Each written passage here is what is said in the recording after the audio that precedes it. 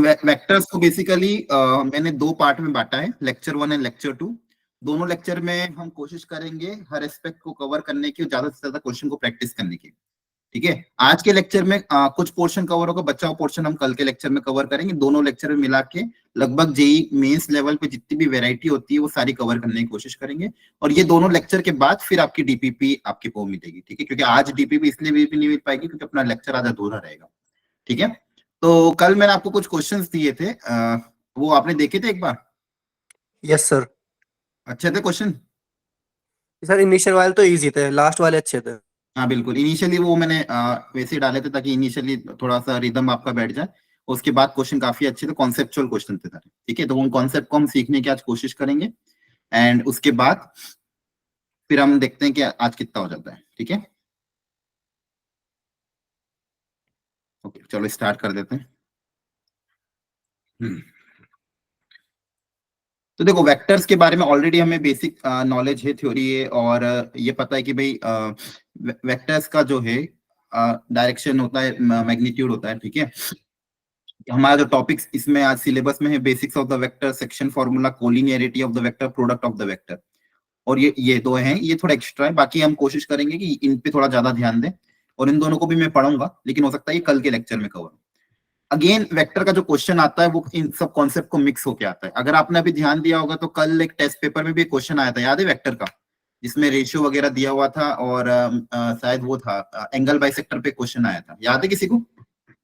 Sunday को जो paper हुआ था, शायद क्लास में भी अपन ने कवर किया था। तो अगेन उन सब क्वेश्चन में सबका थोड़ा थोड़ा बेसिक यूज होता है, इसलिए सबका बेसिक पता होना चाहिए और उस बेसिक से क्वेश्चन बनाए जा सकते हैं। ठीक है, तो इनमें अगर आप इतनी लिमिटेड प्रैक्टिस भी कर लोगे तो भी आपका काम हो जाएगा। तो एक एक करके स्टार्ट करते हैं। सबसे पहले जो क्वेश्चन दिया था मैंने मैग्नीट्यूड पे, यहाँ पे ध्यान से देखो, आपको पूछा है कि find the magnitude of the resultant of a and b. मतलब ए और बी का जो रिजल्टेंट होगा, ए और बी का रिजल्टेंट मतलब एडिशन, इसका मैग्नीट्यूड हमें पूछा है। तो जल्दी से बता दो, इसका मैग्नीट्यूड निकालने के लिए क्या तरीका अपनाया जाएगा? आप लोगों को ट्राई करना है, ट्राई करके आए हो? सर शुरुआत के 10 सवाल तो कर लिए थे। ठीक है, तो इसका मैग्नीट्यूड निकालने के लिए फिर बता दो, बाकी लोग भी सब लोग सोच लो एक बार। 10 सेकंड का मैं टाइम दे रहा हूँ, हर क्वेश्चन में अपन ऐसे ही करेंगे, 5 से 10 सेकंड का मैं आपको फॉर्मूला सोचने का टाइम दूंगा, फिर अपन डिस्कस कर लेंगे। तो दिमाग में आइडिया लगाओ कि a प्लस बी का मैग्नीट्यूड का फॉर्मूला क्या होगा, ये तो आपने फिजिक्स में भी पढ़ा होगा। ठीक है, अगर इसके स्क्वायर की बात करें, अंडर रूट के अंदर कोई क्वांटिटी आती थी, याद आ रही है?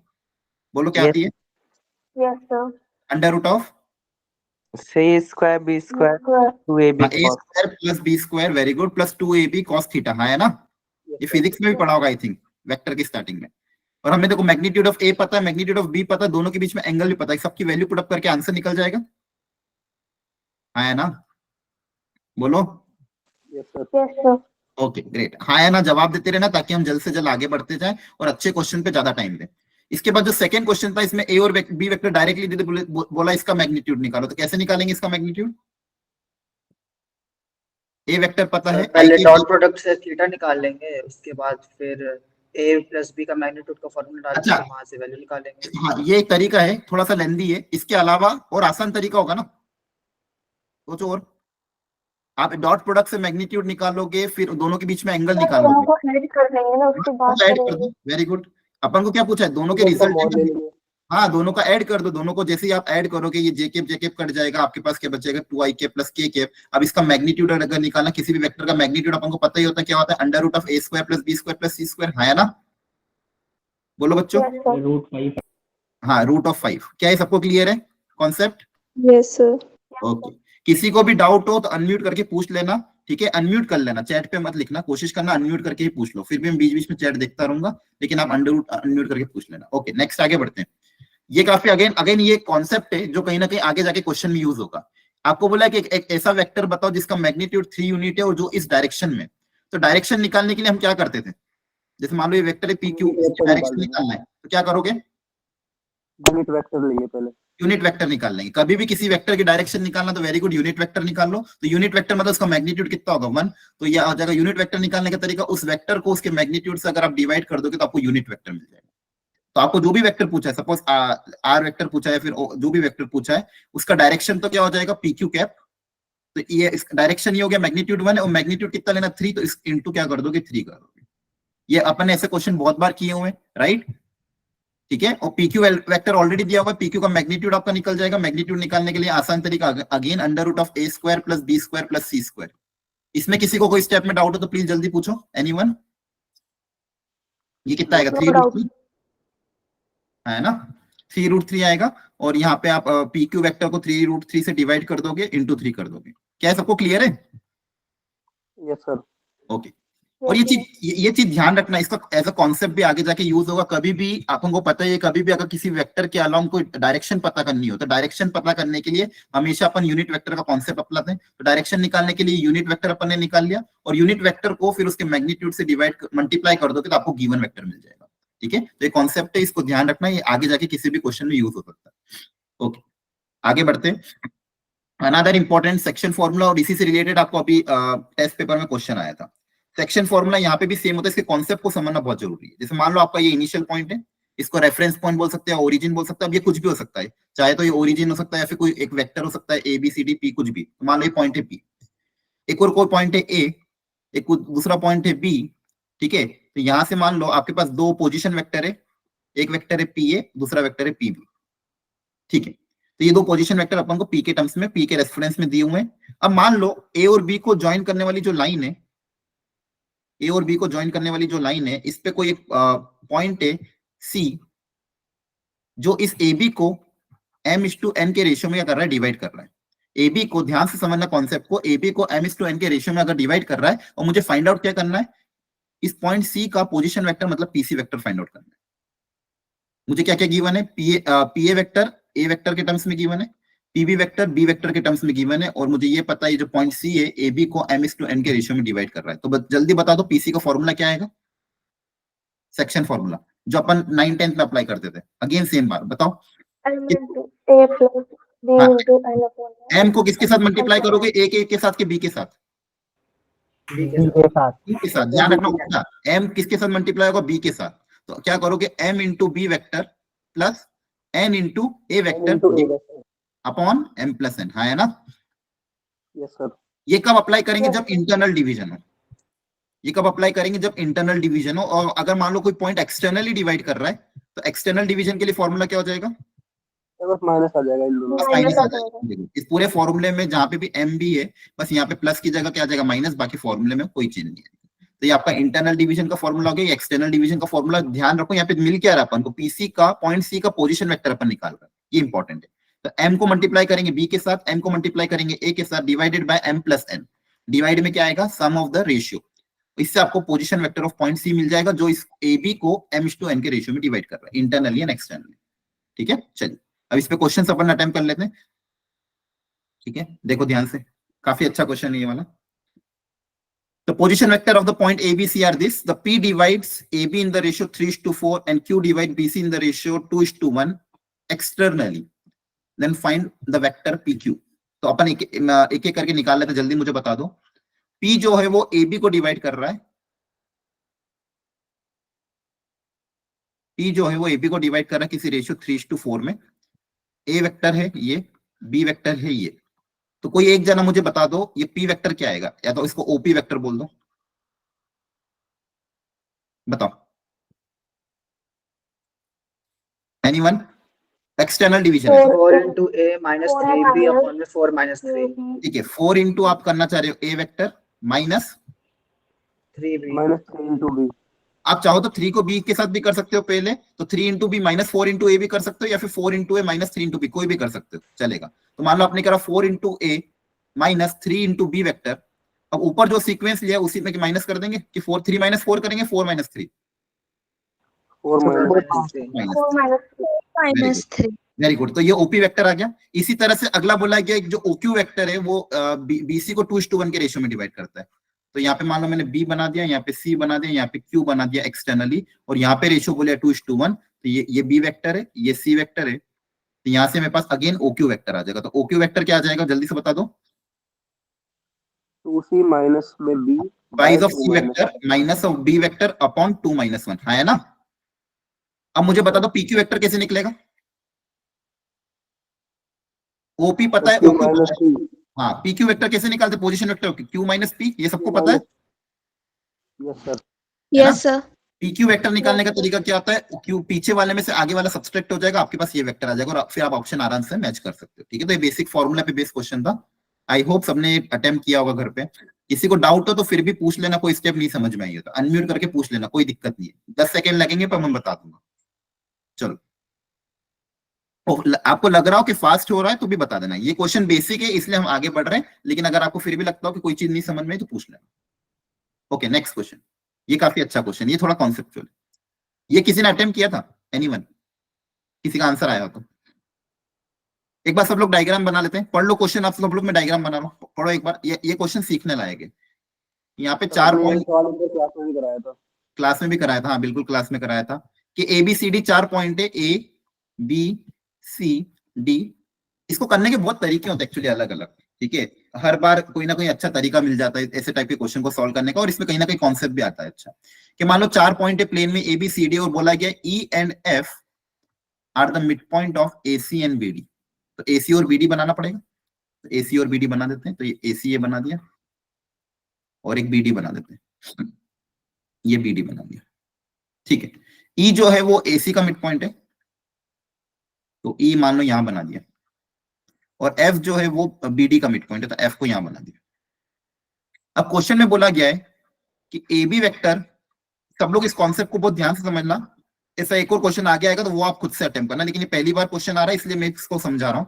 आपको इस वेक्टर को प्रूव करना है 4EF के बराबर। अच्छा, मुझे बताओ जिसने अगर ट्राई किया हो तो अगली स्टेप क्या रहेगी? यहाँ पे मैं इसको कैसे सिंप्लीफाई करूं LHS पार्ट को, ताकि मैं EF के बराबर इसको लिखे। Sir B minus A plus B minus C। Sir इसको वो मान लेंगे ना, एक वेक्टर्स मान सकते हैं A और अच्छा, B। AB को B माइनस A, इसको B माइनस, पोजिशन वेक्टर के टर्म्स में लिखना चाह रहे हैं ऐसा? अच्छा, उससे आंसर आया था क्या? यस सर, आ तो गया था। ठीक है, चलो एक तरीका ये भी, सब लोग ध्यान सुन लो। एक बच्चे ने बताया कि सर इसको पोजीशन वेक्टर के टर्म्स में ब्रेक कर देना। ओके, एक तरीका और मैं सिखा रहा हूं, ध्यान समझना सब लोग ध्यान सुनना इस तरीके को। ये तरीका थोड़ा शॉर्टकट भी है और कहीं ना कहीं आपको प्रॉब्लम सॉल्विंग में आगे काम आएगा। अब यहाँ पे मैं क्या कर रहा हूँ, ध्यान सुनना। जो भी स्टार्टिंग पॉइंट है ना उनको साथ में रख लो। जैसे यहाँ पे AB वेक्टर है, स्टार्ट कहां से हो रहा है? A से। दूसरा वेक्टर और कौन है जो A से स्टार्ट हो रहा है, बताओ जल्दी से। AD। तो इन दोनों को मैं साथ में रख रहा हूँ, जो भी स्टार्टिंग पॉइंट जिनका सेम है उनको अपन साथ में रखते हैं। AB और AD को मैंने साथ में रख दिया, और CB और DC को साथ में रख दिया। अच्छा, मुझे एक चीज बताओ कि अगर मान लो यहाँ पे CD ना देके वो DC दे देता, तो फिर कैसे साथ में रखता? तो CD कर देते उसे। हाँ, जैसे मान लो यहाँ पे CD की जगह DC दे देते हैं, तो DC को CD बनाने का तरीका कोई होता है क्या? Minus sign.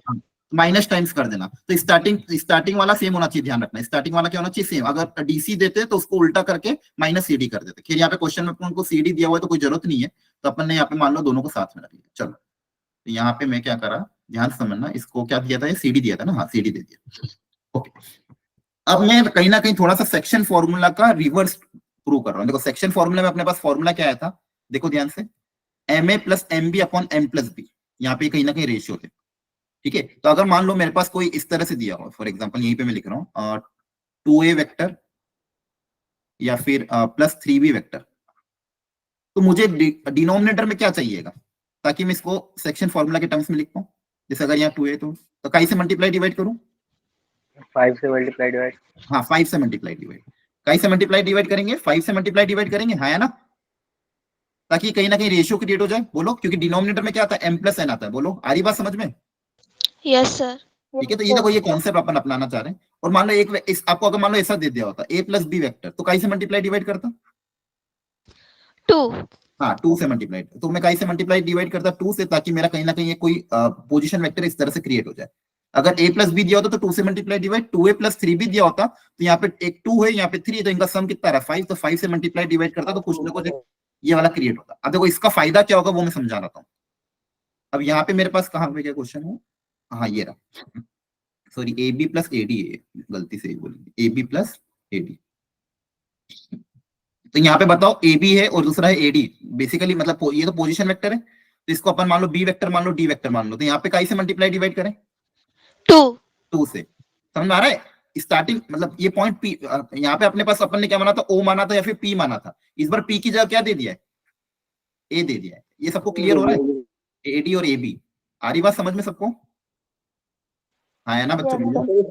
Yes, sir. एक पॉइंट को ओरिजिन मान लो, इन चार हाँ पॉइंट में ओरिजिन से। मान लो, हाँ मतलब एक ही बात है, मतलब बेसिकली यहाँ पे स्टार्टिंग पॉइंट ए है तो आपका ये रेफरेंस पॉइंट हो गया। तो यहाँ पे मैं दोनों को 2 देखो, इस मेथड का फायदा आपको आगे वाले क्वेश्चन में होगा। तो यहाँ पे मैंने 2 से मल्टीप्लाई डिवाइड किया, और यहाँ पे भी कोएफिशिएंट सेम थे तो यहाँ पे भी 2 से मल्टीप्लाई डिवाइड किया। सॉरी एक सेकेंड, थोड़ा सा गला खराब है मेरा। तो यहाँ पे हो जाएगा सीबी प्लस क्या आ जाएगा, CD डिवाइड बाय 2। कहीं कैलकुलेशन मिस्टेक हो तो बताते रहना, ठीक है, जल्दबाजी में। अब मुझे ये अब थोड़ा सा लॉजिक लगा के बताओ, अगर ये दिमाग आपने लगा ले तो काम हो जाएगा। आपके हिसाब से इसका आंसर क्या आना चाहिए, डायग्राम को देख के बताओ। F. हाँ अब सोचो, F लिखूं के AF लिखूं? AF. हाँ सबको दिख रहा है? अगर ये कॉन्सेप्ट दिख गया तो मजा आ जाएगा। देखो ध्यान से, यहाँ पे 1 है, यहाँ पे 1 है, यहाँ पे डिवाइड बाय 2 है। अब ये इसको अगर आप रेफरेंस पॉइंट मानोगे तो देखो ध्यान से, AD वेक्टर और ये AB वेक्टर, और आपको पता है ये मिड पॉइंट है, तो 1 into AB plus 1 into CD upon 1 plus 2 आपको क्या देगा, AF वेक्टर देगा। क्या ये सबको दिख रहा है? Yes, sir. सबको दिख रहा है? देखो ये चीज अगर समझ में आ गई तो अच्छे अच्छे क्वेश्चन आपके इजी हो जाएंगे। तो ये वेक्टर आपका AF आ गया, ठीक है। अब मुझे ये वाला ट्राई करके बताओ, ध्यान से, जल्दबाजी मत करना। CB प्लस CD बाई 2 क्या होगा? डायग्राम को, CF. हाँ CB प्लस CD बाई 2 क्या होगा? सब लोग सोच के बताओ, बाकी लोग भी। CF वेक्टर आएगा। CF वेक्टर आएगा। देखो CB plus CD by 2 again क्या आ जाएगा, CF वेक्टर आ जाएगा। तो यहाँ पे क्या आ जाएगा, ट्वाइस ऑफ CF वेक्टर। तो मेरे पास क्या क्या आ गया, ट्वाइस ऑफ AF वेक्टर और plus twice of CF vector. अब क्या करें, मुझे EF लाना है, तो बोलो, एक क्या आया AF और दूसरा क्या आया CF आया। अब मान लो इसमें से 2 कॉमन भी ले लेते हो, तो यहाँ पे क्या हो जाएगा, AF वेक्टर। अच्छा देखो स्टार्ट कहां से हो रहा है ये बताओ, A से, सॉरी यहाँ पे क्या ऐसा AF आ रहा है और यहाँ पे कैसे आ रहा है, CF आ रहा है। दोनों का स्टार्टिंग पॉइंट अगर सेम बना दो तो दिख जाएगा क्या? कैसे स्टार्टिंग पॉइंट सेम बना है? F से स्टार्ट कर दे, अगर दोनों में F कॉमन है ना? Yes, sir. माइनस कॉमन बाहर ले लेंगे। Very good, minus common. तो AF वेक्टर को आप क्या लिख सकते हो, माइनस FA वेक्टर, और CF वेक्टर को बताओ क्या लिखोगे, minus of FC vector. Very good, minus of FC vector. अब इसमें से अगर मैं माइनस कॉमन ले लूं तो -2 कॉमन आ जाएगा, मेरे पास क्या बचेगा ब्रैकेट में, FA plus FC vector. Very good, ठीक है, FA प्लस FC वेक्टर। अब इससे कुछ मिल रहा है क्या अपन को, ध्यान से देखो,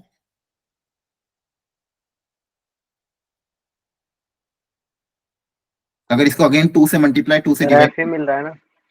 हाँ इसको अगर 2 से मल्टीप्लाई 2 से डिवाइड वापस अगर मैं करूं,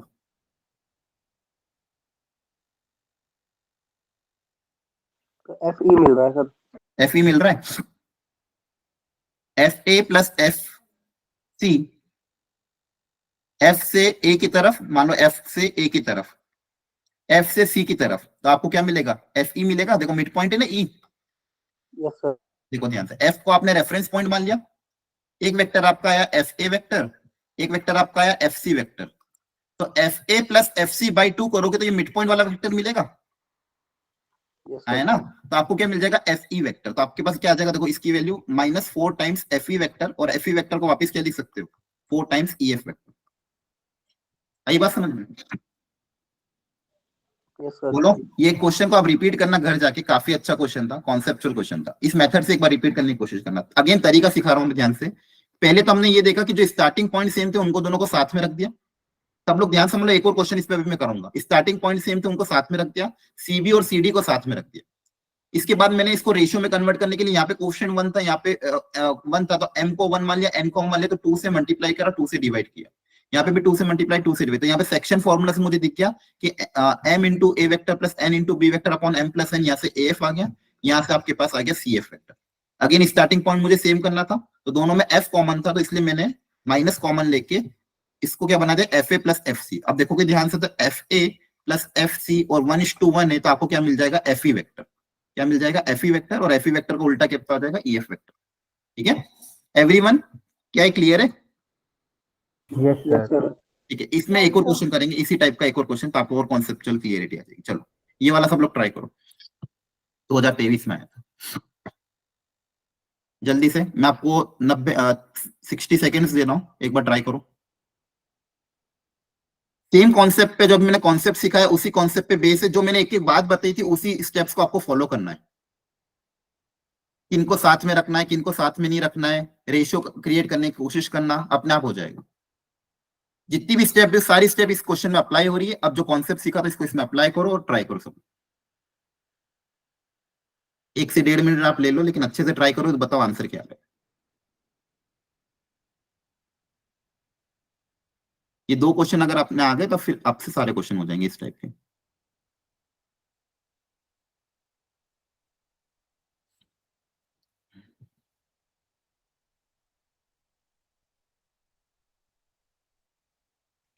सर हाँ बोलो बोलो प्रतीक।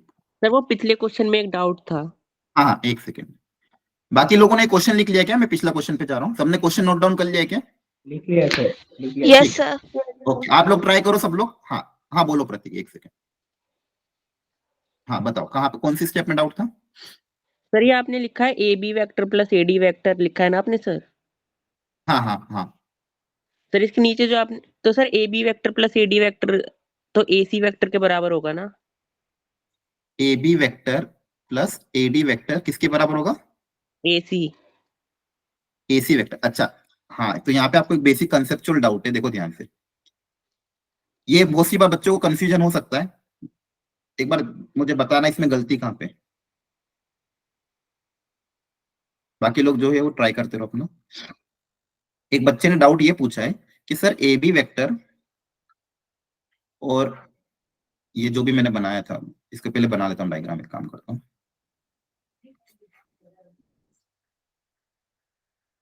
ये ए क्या था मेरा, ए बी सी डी, ठीक है, बी सी और डी।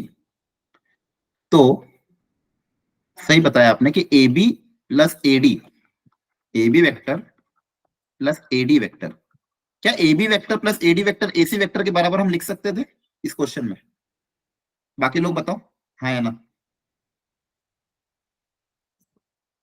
एक बच्चे ने डाउट पूछा कि जो पिछला क्वेश्चन सर आपने दिया उसमें ए बी और ए डी को आपने साथ लिया, तो ए बी और ए डी को हमने ए सी क्यों नहीं लिखा? कोई बताएगा क्या लिख सकते हैं या नहीं लिख सकते हैं? पहले तो ये बताओ इसको लिख सकते हैं कि नहीं। बाकी लोग आवाज आ रही सबको? सर लिख सकते हैं इसे, तो सर ये रिजल्टेंट वेक्टर ही है। अच्छा, मोहम्मद बोल रहा है भाई लिख सकते हैं। क्या सब लोग इससे एग्री कर रहे हैं या फिर कोई डिनाई कर रहा है? नहीं सर, नहीं सर, हाँ, नहीं हो पाएगा। हाँ, नहीं सर, इसका माइनस आएगा, माइनस आएगा सर ट्रायंगल ऑफ थोड़ा प्रॉपर पैरेललोग्राम फॉलो नहीं कर रहा है। Very good very good. हाँ मोहम्मद और प्रतीक, आपसे एक गलती ये हो गई है कि ये वाला हम तभी लिख सकते जब ये पैरेललोग्राम हो। याद है हम पैरेललोग्राम लॉ पढ़ते थे, क्वाड्रिलेटरल के लिए हम ये सब कर सकते हैं क्या? नहीं सर, क्वाड्रिलेटरल पैरेललोग्राम यहाँ पे ये गलती हो गई थी। प्रतीक आपको समझ में आया क्यों नहीं लिख पाएंगे? क्योंकि यहाँ पे हमको पैरेललोग्राम होता तो A B plus A d को मैं एसी लिख सकता हूँ, लेकिन वो कब लिख सकता हूँ? जब ये एबीसीडी पैरेललोग्राम है। क्या हमको पैरेललोग्राम दिया था? नहीं सर, तो समझ इसलिए गया। हम ये नहीं लिख पाएंगे। तो ये रूल तभी वैलिड है जब एबीसीडी क्या हो, पैरेललोग्राम। क्या क्लियर हो गया आपको डाउट? ठीक है, इसलिए मैंने इसको है ना रेशियो के टर्म्स में लिखा, क्योंकि मुझे पता नहीं एबीसीडी पैरेललोग्राम नहीं है ना अपने पास। एबीसीडी कोई भी जनरल पॉइंट है तो हम क्वाड्रिलेटरल मान के चलेंगे, पैरेललोग्राम क्वेश्चन में दिया हुआ नहीं है। इसलिए फिर मैंने क्या करा, इसके रेशियो से m को 1 माना, n को 1 माना, फिर 2 से मल्टीप्लाई डिवाइड कर दिया, ताकि ये एफ क्रिएट हो गया। क्योंकि यहाँ पे मिड पॉइंट दिया हुआ था ना, तो मिड पॉइंट दिया हुआ से ये मेरा फायदा हो गया। आई बात समझ में? Yes okay, sir. और कोई डाउट है इसमें किसी स्टेप में? नहीं सर, नहीं ठीक है। है ठीक। Thank you. अभी देखो ये क्वेश्चन वापस करेंगे तो इसका आंसर आ जाएगा, अभी आपको और क्लैरिटी आ जाएगी। सेम टाइप का क्वेश्चन एक और लिया है मैंने। बाकी लोग किसी का आंसर आया? सर -4 आ रहा है इसका। एक आंसर आ रहा है -4, इसके अलावा और कुछ? सबका डी आ रहा है, फिर और कुछ आ रहा है? ओके, आकाश, योगिता, समृद्धि, 3 बच्चों का -4 आ रहा है। ओके, प्राची का भी -4 आ रहा है। ग्रेट, अगर आपने आंसर निकाल लिया मतलब कॉन्सेप्ट सीख गए। चलो तो सब लोग आप देख लो, टाइम हो गया, 1.5 मिनट हो गया। आपको 1.5 मिनट का टाइम दिया था मैंने। जिसने भी अटेम्प्ट किया एक बार देख लो किस तरह से स्टार्टिंग करेंगे। तो मुझे बताओ किन किन को साथ में रखूं मैं एलएचएस पार्ट में? एबी के साथ कौन रखेंगे? एडी। एडी वेक्टर, बहुत बढ़िया। एबी के साथ एडी को रख दिया मैंने, बहुत बहुत बढ़िया। और दूसरा मेरा कौन कौन है? बीसी के साथ किसको रखूं? मेरा भी -4 आ रहा है। डीसी। -4 आ रहा है, बहुत बढ़िया। किसका? मुस्कान, सर मेरा निक्की, ओके ग्रेट। अच्छा यहाँ पे बीसी और दूसरा सीडी है, तो माइनस सीडी लिखूं कि कुछ और लिखूं? चलो यहाँ पे फिलहाल प्लस सीडी। अभी मैंने चलो लिख दिया माइनस। अच्छा अब बताओ कि ए बी प्लस एडी, तो स्टार्टिंग पॉइंट तो यहाँ पे सेम है, यहाँ पे कुछ चेंज करना पड़ेगा कि इसी को आगे लेके चलूं? ये सर चेंज प्लस करना का कर पड़ेगा। देंगे, आप प्लस का कर देंगे, अपोजिट। अपोजिट कर देंगे, ताकि स्टार्टिंग पॉइंट दोनों का क्या हो जाए सेम। देखो ये सारी स्टेप फॉलो हो रही है, जो भी सिखाया था वही फॉलो हो रहा है, हाँ है ना? बोलो बच्चों। Yes sir. अब बताओ यहाँ पे काई से मल्टीप्लाई डिवाइड करें? 2 से। 2 से, तो 2 से मल्टीप्लाइड किया, क्योंकि रेशियो अगेन यहाँ पे 1 और 1 इसलिए हो रहा है, नहीं तो अगर मान लो 2 कुछ और होता तो उसके सम ऑफ द कोएफिशिएंट से डिवाइड करते हैं। तो यहाँ पे भी 2 से मल्टीप्लाई, 2 से डिवाइड किया, सेम चीज। इसका एक बार डायग्राम बना लेते हैं। अच्छा डायग्राम तो वही आई थिंक जो पिछले क्वेश्चन में था ना, एबीसीडी क्वाड्रिलेटरल है, और कौन कौन है? E and f are the mid point of AC and BD, ठीक है। तो डायग्राम तो मतलब पिछले क्वेश्चन जैसा ही है, ये ई है, ये एफ है, ये मिड पॉइंट है, ठीक है। ये क्या है? Mid point. अब मुझे बता दो a B plus A d by 2 क्या होगा? AF। AF, AF। Very nice, AF mid point है। और CB प्लस CD बाई 2 क्या होगा? CF। CF। CE। Sir CF। F क्यों होगा? अच्छा देखो ध्यान से, क्योंकि देखो मिड पॉइंट कौन है, F है कि E है? देखो अगर C से मैं स्टार्ट करूंगा, एक मिनट, मैं इसको डायग्राम को भी भूल जाओ, चलो सिर्फ इसको ध्यान दो। ये ABCD पैरेललोग्राम था, F is the mid point. F क्या था? मिड पॉइंट था। तो देखो ध्यान से, CB प्लस CD बाई 2 क्या आएगा? CF ही आएगा ना, बोलो, क्योंकि Yes, F sir। पॉइंट है। अब आ गया समझ में? और AB प्लस AD बाई 2 भी क्या आएगा? AF आएगा। अब क्लियर है? हाँ। Okay very good. तो यहाँ पे अपन ये लिख दिया। अगेन अब स्टार्टिंग पॉइंट दूसरे हो गए, तो माइनस कॉमन ले लेंगे, तो -2 कॉमन, यहाँ पे स्टार्टिंग पॉइंट FA बना देंगे, तो FA प्लस FC आ जाएगा। तो यहाँ पे क्वेश्चन अगेन 1 है, आपने सबने 1 से 2 से मल्टीप्लाइड किया होगा, 2 से डिवाइड किया होगा, तो FA प्लस FC। अब देखो बताओ ध्यान से, अब देखो यहाँ पे दूसरा कौन सा था डायगोनल? ये वाला था, ठीक है, ये उसका मिड पॉइंट था। क्वेश्चन सही लिखा है ना अपन ने, देख लेना एक बार। ये AF था ना, तो इसको क्या बना दिया? FA, और ये CF था तो इसको क्या बना दिया? FC बना दिया, है ना? क्लियर है? हाँ, तो अब FA प्लस FC बाई 2 कितना आ जाएगा? देखो ध्यान से, FE। FA और C, तो FA प्लस FC कितना आ जाएगा? FE आ जाएगा, है ना? 4 times FE vector, -4 times FE vector. बहुत बढ़िया, पिछले क्वेश्चन जैसे ही था ये, और देखो जेई में भी आया हुआ था। क्या ये बात सबको समझ में आ गई? अब कर लोगे इस टाइप के क्वेश्चन सब लोग? सर ये FE वाला फिर से बता देना, हाँ फिर से बता दो। लास्ट वाला। ठीक है, लास्ट वाला जल्दी से देख लो। यहाँ पे जो मेरे पास डायग्राम था, उस डायग्राम से जल्दी से अपन समझ लेते हैं इस चीज को, कि लास्ट स्टेप हमारे पास क्या गया था? FA प्लस FC आ गया था। तो इसको हमने समझने की कैसे कोशिश करी। मान लो ये ABCD आपका कुछ भी कोऑर्डिनेटर है, ABCD। इसके बाद इसको मैं डायग्राम बना देता हूँ। ये एक था डायगोनल, दूसरा डायगोनल ये था, और इसमें मिड पॉइंट दिए हुए थे मेरे पास। एक मिड पॉइंट था शायद ये E वाला, और इसको अपन ने नाम दिया था F। अब मेरे पास देखो 2 पॉइंट है, FA प्लस FC बाई 2। अब इसको ध्यान समझते कि FA प्लस FC क्या है? F पॉइंट ये रहा, तो FA वेक्टर ये हो जाएगा। अब ये मेरा रेफरेंस पॉइंट हो गया, जिसे अपन सेक्शन फॉर्मूला में P होता था, तो ये मेरा P हो गया। FA प्लस FC बाई 2 इस AC का मिड पॉइंट आएगा। देखो ध्यान से, ये Yes, F sir। है, ये FA और ये FC, तो FA प्लस FC बाई 2 करेंगे तो क्या आ जाएगा? ये मिड पॉइंट, और ये मिड पॉइंट कौन था? FE था। अब आ गया समझ में? ठीक है, ओके चलो अगेन एक और क्वेश्चन क्या है, देखो D and E divide the side BC and CA of a triangle in the ratio 2:3. The position vector of the point of intersection of BD and EA are in the ratio. बहुत अच्छा question, थोड़ा सा ये tough है। ये किसी ने घर पे अटेम्प्ट किया तो किसी का आंसर आया था क्या? आंसर नहीं आया था, अटेम्प्ट करा था। अटेम्प्ट किया था, ओके चलो एक काम करते हैं, इस क्वेश्चन पे अपन वापस आएंगे एक बार। ये थोड़ा सा 1-2 क्वेश्चन और अटेम्प्ट कर लेते हैं, उसके बाद याद दिलाना, इस क्वेश्चन को अपन लास्ट में सब मिलके ट्राई करेंगे। थोड़ा सा अच्छा क्वेश्चन है, टाइम टेकिंग है, मैं आपको टाइम भी दूंगा, इसको अपन मिलकर सॉल्व करेंगे। अपन तब तक आगे बढ़ जाते हैं। जैसा अपन स्ट्रेट लाइन में पढ़ते थे, सेंट्रोइड का जो फॉर्मूला था, यहाँ पे मान लो एक ट्राइंगल के 3 पोजीशन वेक्टर आपको दे दिए, मान लो ए vector, B vector, C vector या फिर alpha vector, beta vector, gamma vector और ट्राइंगल की तीनों साइड की लेंथ है ABC, तो सेंट्रोइड का पोजीशन वेक्टर क्या होगा? मान लो सेंट्रोइड आपका यहाँ पे जी पे, तो मान लो ये पोजीशन वेक्टर समझते हो ना, मान लो यहाँ पे ओरिजिन है, तो ये आपका ये पोजीशन वेक्टर ए का पोजीशन वेक्टर है, ये बी का पोजीशन वेक्टर है, सी का पोजीशन वेक्टर है, तो सेंट्रोइड का पोजीशन वेक्टर क्या होगा? एनीवन? फॉर्मूला क्या आएगा? यस सर, ए वेक्टर इनटू ए प्लस बी बीटा इनटू में बी प्लस सीटा इनटू में सी, नहीं सेंट्रोइड गामा का, इनटू में सी, सेंट्रोइड बाय का, 3 आ जाएगा। सेंट्रोइड में क्या आएगा? यही तो आता है by 3, alpha plus beta plus gamma, alpha plus beta plus gamma by 3। जैसे ट्राइंगल में देखते थे ना, वहां पे एक्स कोऑर्डिनेट का सेंट्रोइड का कोऑर्डिनेट क्या था? x1 plus x2 plus x3 by 3, y coordinate क्या था? y1 plus y2 plus y3 by 3। Same चीज यहाँ पे, कोई फॉर्मूले में चेंज नहीं है। क्लियर है? बोलो अरे हाँ है ना?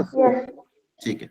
अब इन सेंटर का भी मतलब जैसा फॉर्मूला वहां पे होता था स्ट्रेट लाइन में, ट्राइंगल में सेम फॉर्मूला यहाँ पे। तो बताओ यहाँ पे फॉर्मूला क्या है? अगर ट्राइंगल की लेंथ एबीसी है, alpha A plus beta B plus gamma C by 3।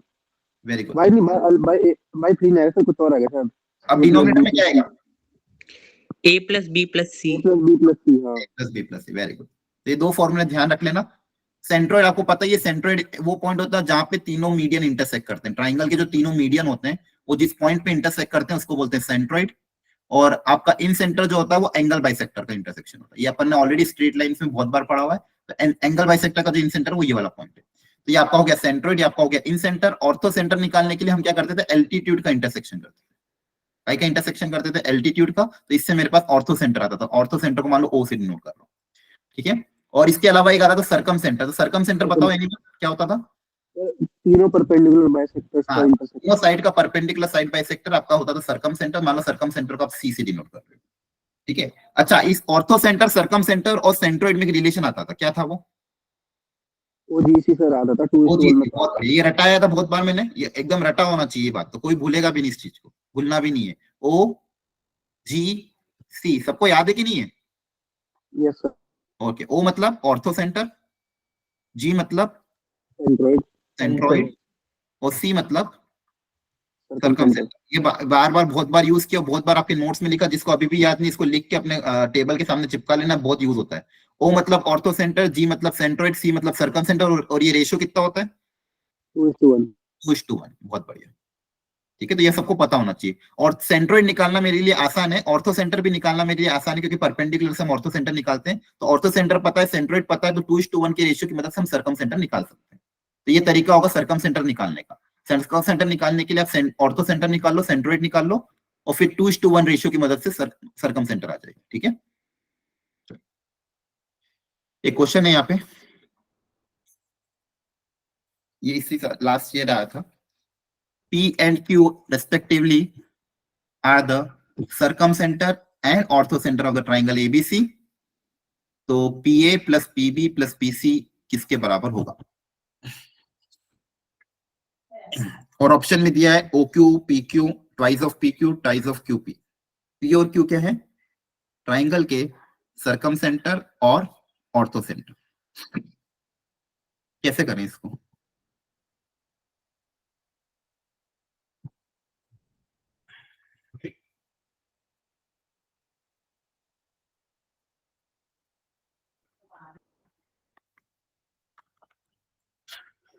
लगाओ दिमाग, सोचो।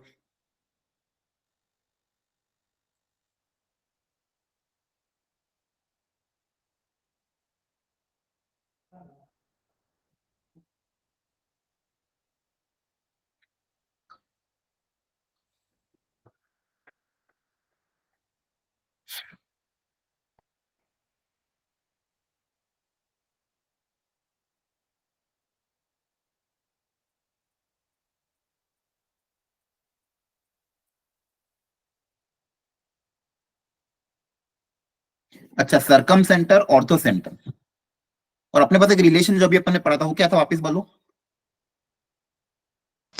2:1। हाँ, कोडिंग क्या होगी? ओ बोलो, ओ फिर जी सी। वेरी गुड, ओ जी सी रेशियो 2:1। और यहाँ पे अपना जो नेमिंग था, ओ मतलब अपना क्या था? Ortho centre. ऑर्थो सेंटर, जी मतलब होता था अपना सेंट्रोइड। Very good. और सी होता था अपना सर्कम सेंटर। Circum centre. इस बार इन्होंने थोड़ा सा नेमिंग अलग कर दिया, तो पी को सर्कम सेंटर बोल दिया, क्यू को ऑर्थो सेंटर बोल दिया है, तो कहीं ना कहीं सेंट्रोइड इनके बीच में होगा, बोलो। Yes sir. तो सेंट्रोइड मान लो मैं यहाँ पे कहीं बना देता हूँ। अब मुझे बताओ रेशियो किधर से लेंगे, ऑर्थो सेंटर की तरफ से कि सरकम सेंटर की तरफ से? 2:1 कहाँ पे होगा? 1:2 होगा कि 2:1 होगा? पीजी क्या होगा? इसमें 1:2 वन, क्योंकि इस बार सरकम सेंटर इधर है तो ये हो जाएगा 1:2। वेरी गुड, ठीक है, 1:2। अच्छा ध्यान से अगर आप देखोगे तो यहाँ पे क्या वर्ड क्या यूज हो रहा है? PA plus PB plus PC, ठीक है, जहां पे पी क्या है मेरा? Circumcentre, P is the circumcentre, ठीक है। तो मुझे आंसर किसके टर्म्स में लाना है? पीक्यू के टर्म्स में लाना है, ठीक है। तो अब क्या तरीका अपना, अब देखो एक फॉर्मूला जो अपने पास था सेंट्रोइड का, सेंट्रोइड के फॉर्मूले में क्या आ रहा था? पीए, अगर एक ट्राइंगल के 3 पोजीशन वेक्टर एबीसी है तो PA plus PB plus PC, अगर मैं इसको 3 से मल्टीप्लाई डिवाइड कर दूं तो मुझे ये जो चीज मिलेगी ये मुझे क्या मिलेगी? पी कोई भी पॉइंट है, मान लो ट्राइंगल के अंदर ही होगा कोई पीबी कोई भी पॉइंट, और PA plus PB plus PC divide by 3 करते हैं किसी भी ट्राइंगल के लिए। मान लो कोई ट्राइंगल है जिसके पोजीशन वेक्टर है एबीसी, ठीक है, और अगर अपन ये जो एक्सप्रेशन है PA plus PB plus PC by 3, इससे मुझे ये पी जो पॉइंट होगा वो क्या होगा मेरा? सेंट्रोइड होगा, बोलो, है ना? ये क्या हो जाएगा? सेंट्रोइड हो जाएगा। सेंट्रोइड मतलब उसको मान लो ओपी वेक्टर या पी वेक्टर बोल देते हैं, मतलब कहीं ना कहीं ये पी वेक्टर होगा सेंट्रोइड, तो ये 3 टाइम्स ओपी वेक्टर आ गया। अच्छा, हाँ, अब 3 टाइम्स सेंट्रोइड आ गया। सेंट्रोइड को आप चाहे तो ओपी लिखो या ओजी लिखो। अब मुझे आंसर जो लाना है वो किसके टर्म्स में लाना है? पीक्यू और मतलब बेसिकली इसके टर्म्स में, पीक्यू के टर्म्स में, या फिर इसको आप सेंट्रोइड को ओजी भी लिख सकते हो। तो अब क्या तरीका अपना है अपन? सर बट पी पॉइंट तो सरकम सेंटर था ना, तो सर हाँ पी पॉइंट से डिस्टेंसेस को ऐड करके सर ये वो कैसे सेंट्रोइड कैसे? हाँ, पी पॉइंट अपना सरकम सेंटर था, लेकिन अगर मान लो मैं किसी ट्राइंगल के लिए इस एक्सप्रेशन की बात करता हूँ PA plus PB plus PC by 3, तो ये जो एक्सप्रेशन होगा ट्राइंगल के, मान लो 3 वर्टाइसेस, काफी अच्छा क्वेश्चन है, ट्राइंगल के 3 वर्टाइसेस अगर मान लो एबीसी है तो उस ट्राइंगल के 3 वर्टाइसेस अगर एबीसी हैं तो PA plus PB plus PC by 3 मुझे क्या दे देगा? सर वो तो सेंट्रोइड है। सेंट्रोइड देगा, राइट? ठीक है, हाँ। Yes, अब sir. लोग अब आप लोग सोचो, आपके मैंने सामने 2 कंडीशन दे दी है कि एक तो ये इनका रेशियो 2:1 है, और यहाँ से मैंने आपको हिंट दे दी है कि 3 से मल्टीप्लाई डिवाइड किया तो यहाँ पे मेरे को सेंट्रोइड। अब इसको चाहो तो ओपी नाम दो या ओजी नाम दो, जो आपको सही लगे। ओपी नाम देना वो तो तो ओपी एक नाम। कंडीशन में पॉसिबल होगा जब हाँ, और मुझे इक्विलेटरल आंसर ट्रायंगल किसके होगा। टर्म्स में लाना? ओसी के टर्म्स में लाना है। Yes sir.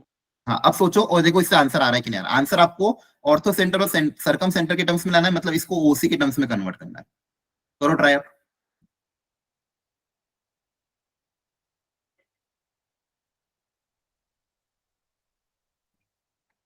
जल्दी से ट्राई कर लो।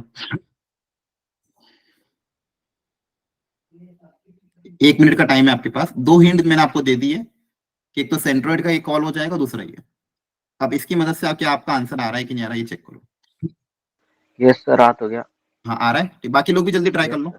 फिर अपन आगे बढ़ते हैं।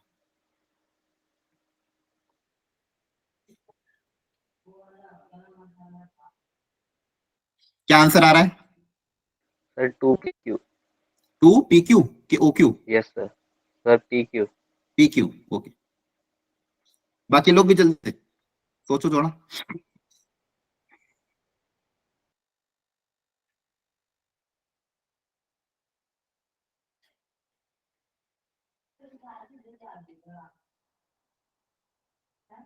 ये थोड़ा सा ये 2 क्वेश्चन, इसके ये वाला क्वेश्चन और इसके जो पहले वाला अपन ने क्वेश्चन किया था, दोनों कॉन्सेप्चुअल है। एक बार ट्राई कर लो फिर डिस्कस कर लेते हैं जल्दी से।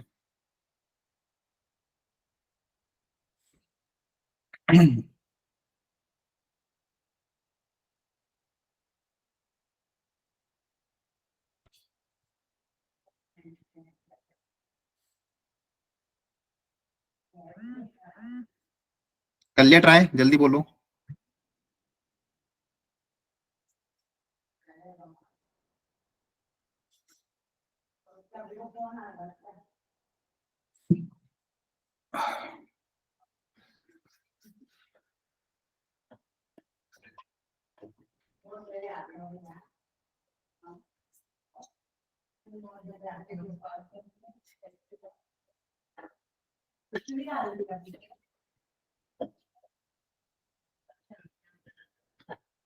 बताओ क्या करेंगे? सर नहीं हो पा रहा। नहीं हो रहा है, ठीक है। अब देखो ध्यान से, क्वेश्चन अपना क्या हो गया था, मैं इसको थोड़ा सा वापिस से लिख लेता हूँ। मेरे को जो चीजें पूछी गई थी ध्यान से समझना, थोड़ा सा बस यहाँ पे इन्होंने पीए पीबी पीसी लिख दिया, जनरली अपन ओजीसी यूज करते हैं, तो थोड़ा हो सकता है उससे कंफ्यूजन हो। तो मेरे पास जो पूछा क्या था, पीए प्लस पीबी प्लस पीसी, ठीक है। इसको अपन ने 3 से मल्टीप्लाई किया, 3 से डिवाइड किया, तो मेरे पास जो टर्म आ गई थी, बेसिकली यहाँ पे मैं हल्का सा करके दिखा रहा हूँ वापिस से, 3 से मल्टीप्लाइड किया, 3 से डिवाइड किया, तो मेरे पास जो टर्म आ गया था वो कहीं ना कहीं ऑर्थो सेंटर आ रहा था। ये सबको समझ में आया था, ये 3 टाइम्स ओजी आ गया था। ये स्टेप बताओ, पीए, क्योंकि PA plus PB plus PC by 3 क्या होता है मेरा, ऑर्थो सेंटर का फॉर्मूला होता है। Yes sir. इसमें किसी को डाउट हो एनीवन तो पूछ लो प्लीज जल्दी से। आया ना, ठीक है, क्लियर है सबको। अब मुझे ये पता करना है कि ये जो ओजी है 3 टाइम्स ओजी, ये कह रहे किसके बराबर होगा, 3 टाइम्स ओजी किसके बराबर होगा? ओ सॉरी, ओ मतलब आपका वो है, मतलब बेसिकली सेक्शन फॉर्मूला यूज कर सकते हैं। हाँ, सेक्शन फॉर्मूला अगर यूज करना चाहो तो कैसे लिखोगे? ओजी को क्या लिखोगे, ओजी वेक्टर। मान लो यहाँ पे एक काम कर, जिसको ऑर्थो सेंटर है ना, तो ओरिजिन से कंफ्यूज ना हो, तो ऑर्थो सेंटर को अभी के लिए मैं एच लिख रहा हूँ। कोई डाउट किसी को? ऑर्थो सेंटर को मान लो अपना एच लिख दिया, ठीक है। या फिर इस काम को एक क्वेश्चन के हिसाब से इसको ही लिख दो। क्वेश्चन में क्या था, ऑर्थो सेंटर पी के क्यू, बोलो क्यू। ऑर्थो सेंटर को अपन क्यू लिख रहे हैं और सरकम सेंटर को अपन पी लिख लेते थे, क्योंकि वो अपना ओरिजिन, अभी फिलहाल ओरिजिन है। तो मुझे बताओ ओजी वेक्टर क्या आएगा? सेक्शन फॉर्मूला अप्लाई करोगे तो ओजी वेक्टर क्या आएगा, बोलो। सेक्शन फॉर्मूला अप्लाई करो, ओजी रेडिएटर भी तो 1:2 हो जाएगा sir. 2 into OP vector plus OQ vector by 3। तो 3 को अगर आप उधर भेज दोगे, 3 टाइम्स ओजी वेक्टर क्या आ जाएगा, 2 ओपी प्लस ओक्यू। यहां तक समझ में आया? Yes sir. हाँ, अब मेरे पास क्या क्या आ गया, ओपी प्लस ओक्यू। अब इसको मुझे किसके टर्म्स में लिखना है, पीक्यू के टर्म्स में। तो ओपी प्लस ओक्यू क्या हो जाएगा, 2 times OP plus 2 times OQ. बताओ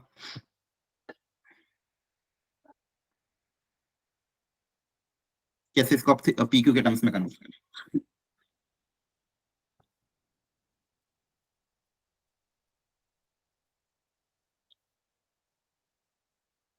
या फिर और कोई तरीका, यहाँ पे मेरे पास 3 टाइम्स ओजी आ गया है, 3 ओजी, जी मतलब मेरा सेंट्रोइड, ठीक है। तो मेरे को 2 ओपी प्लस ओक्यू लाना है, मतलब बेसिकली अपन को आंसर पी क्यू के टर्म्स में लाना, पी और क्यू के टर्म्स में। तो इसको पी और क्यू के टर्म्स में कन्वर्ट किया जा सकता है क्या? अगर माइनस होता तो काम हो जाता, लेकिन यहाँ पे प्लस में आ रहा है, तो कुछ और सोचना पड़ेगा। क्या देखो ध्यान से, कहीं पे पीए प्लस पीबी प्लस पीसी को अपन ने लिख दिया 3 टाइम्स ओजी, तो 3 times the orthocentre, 3 times OG को आप पी क्यू लिख सकते हो क्या?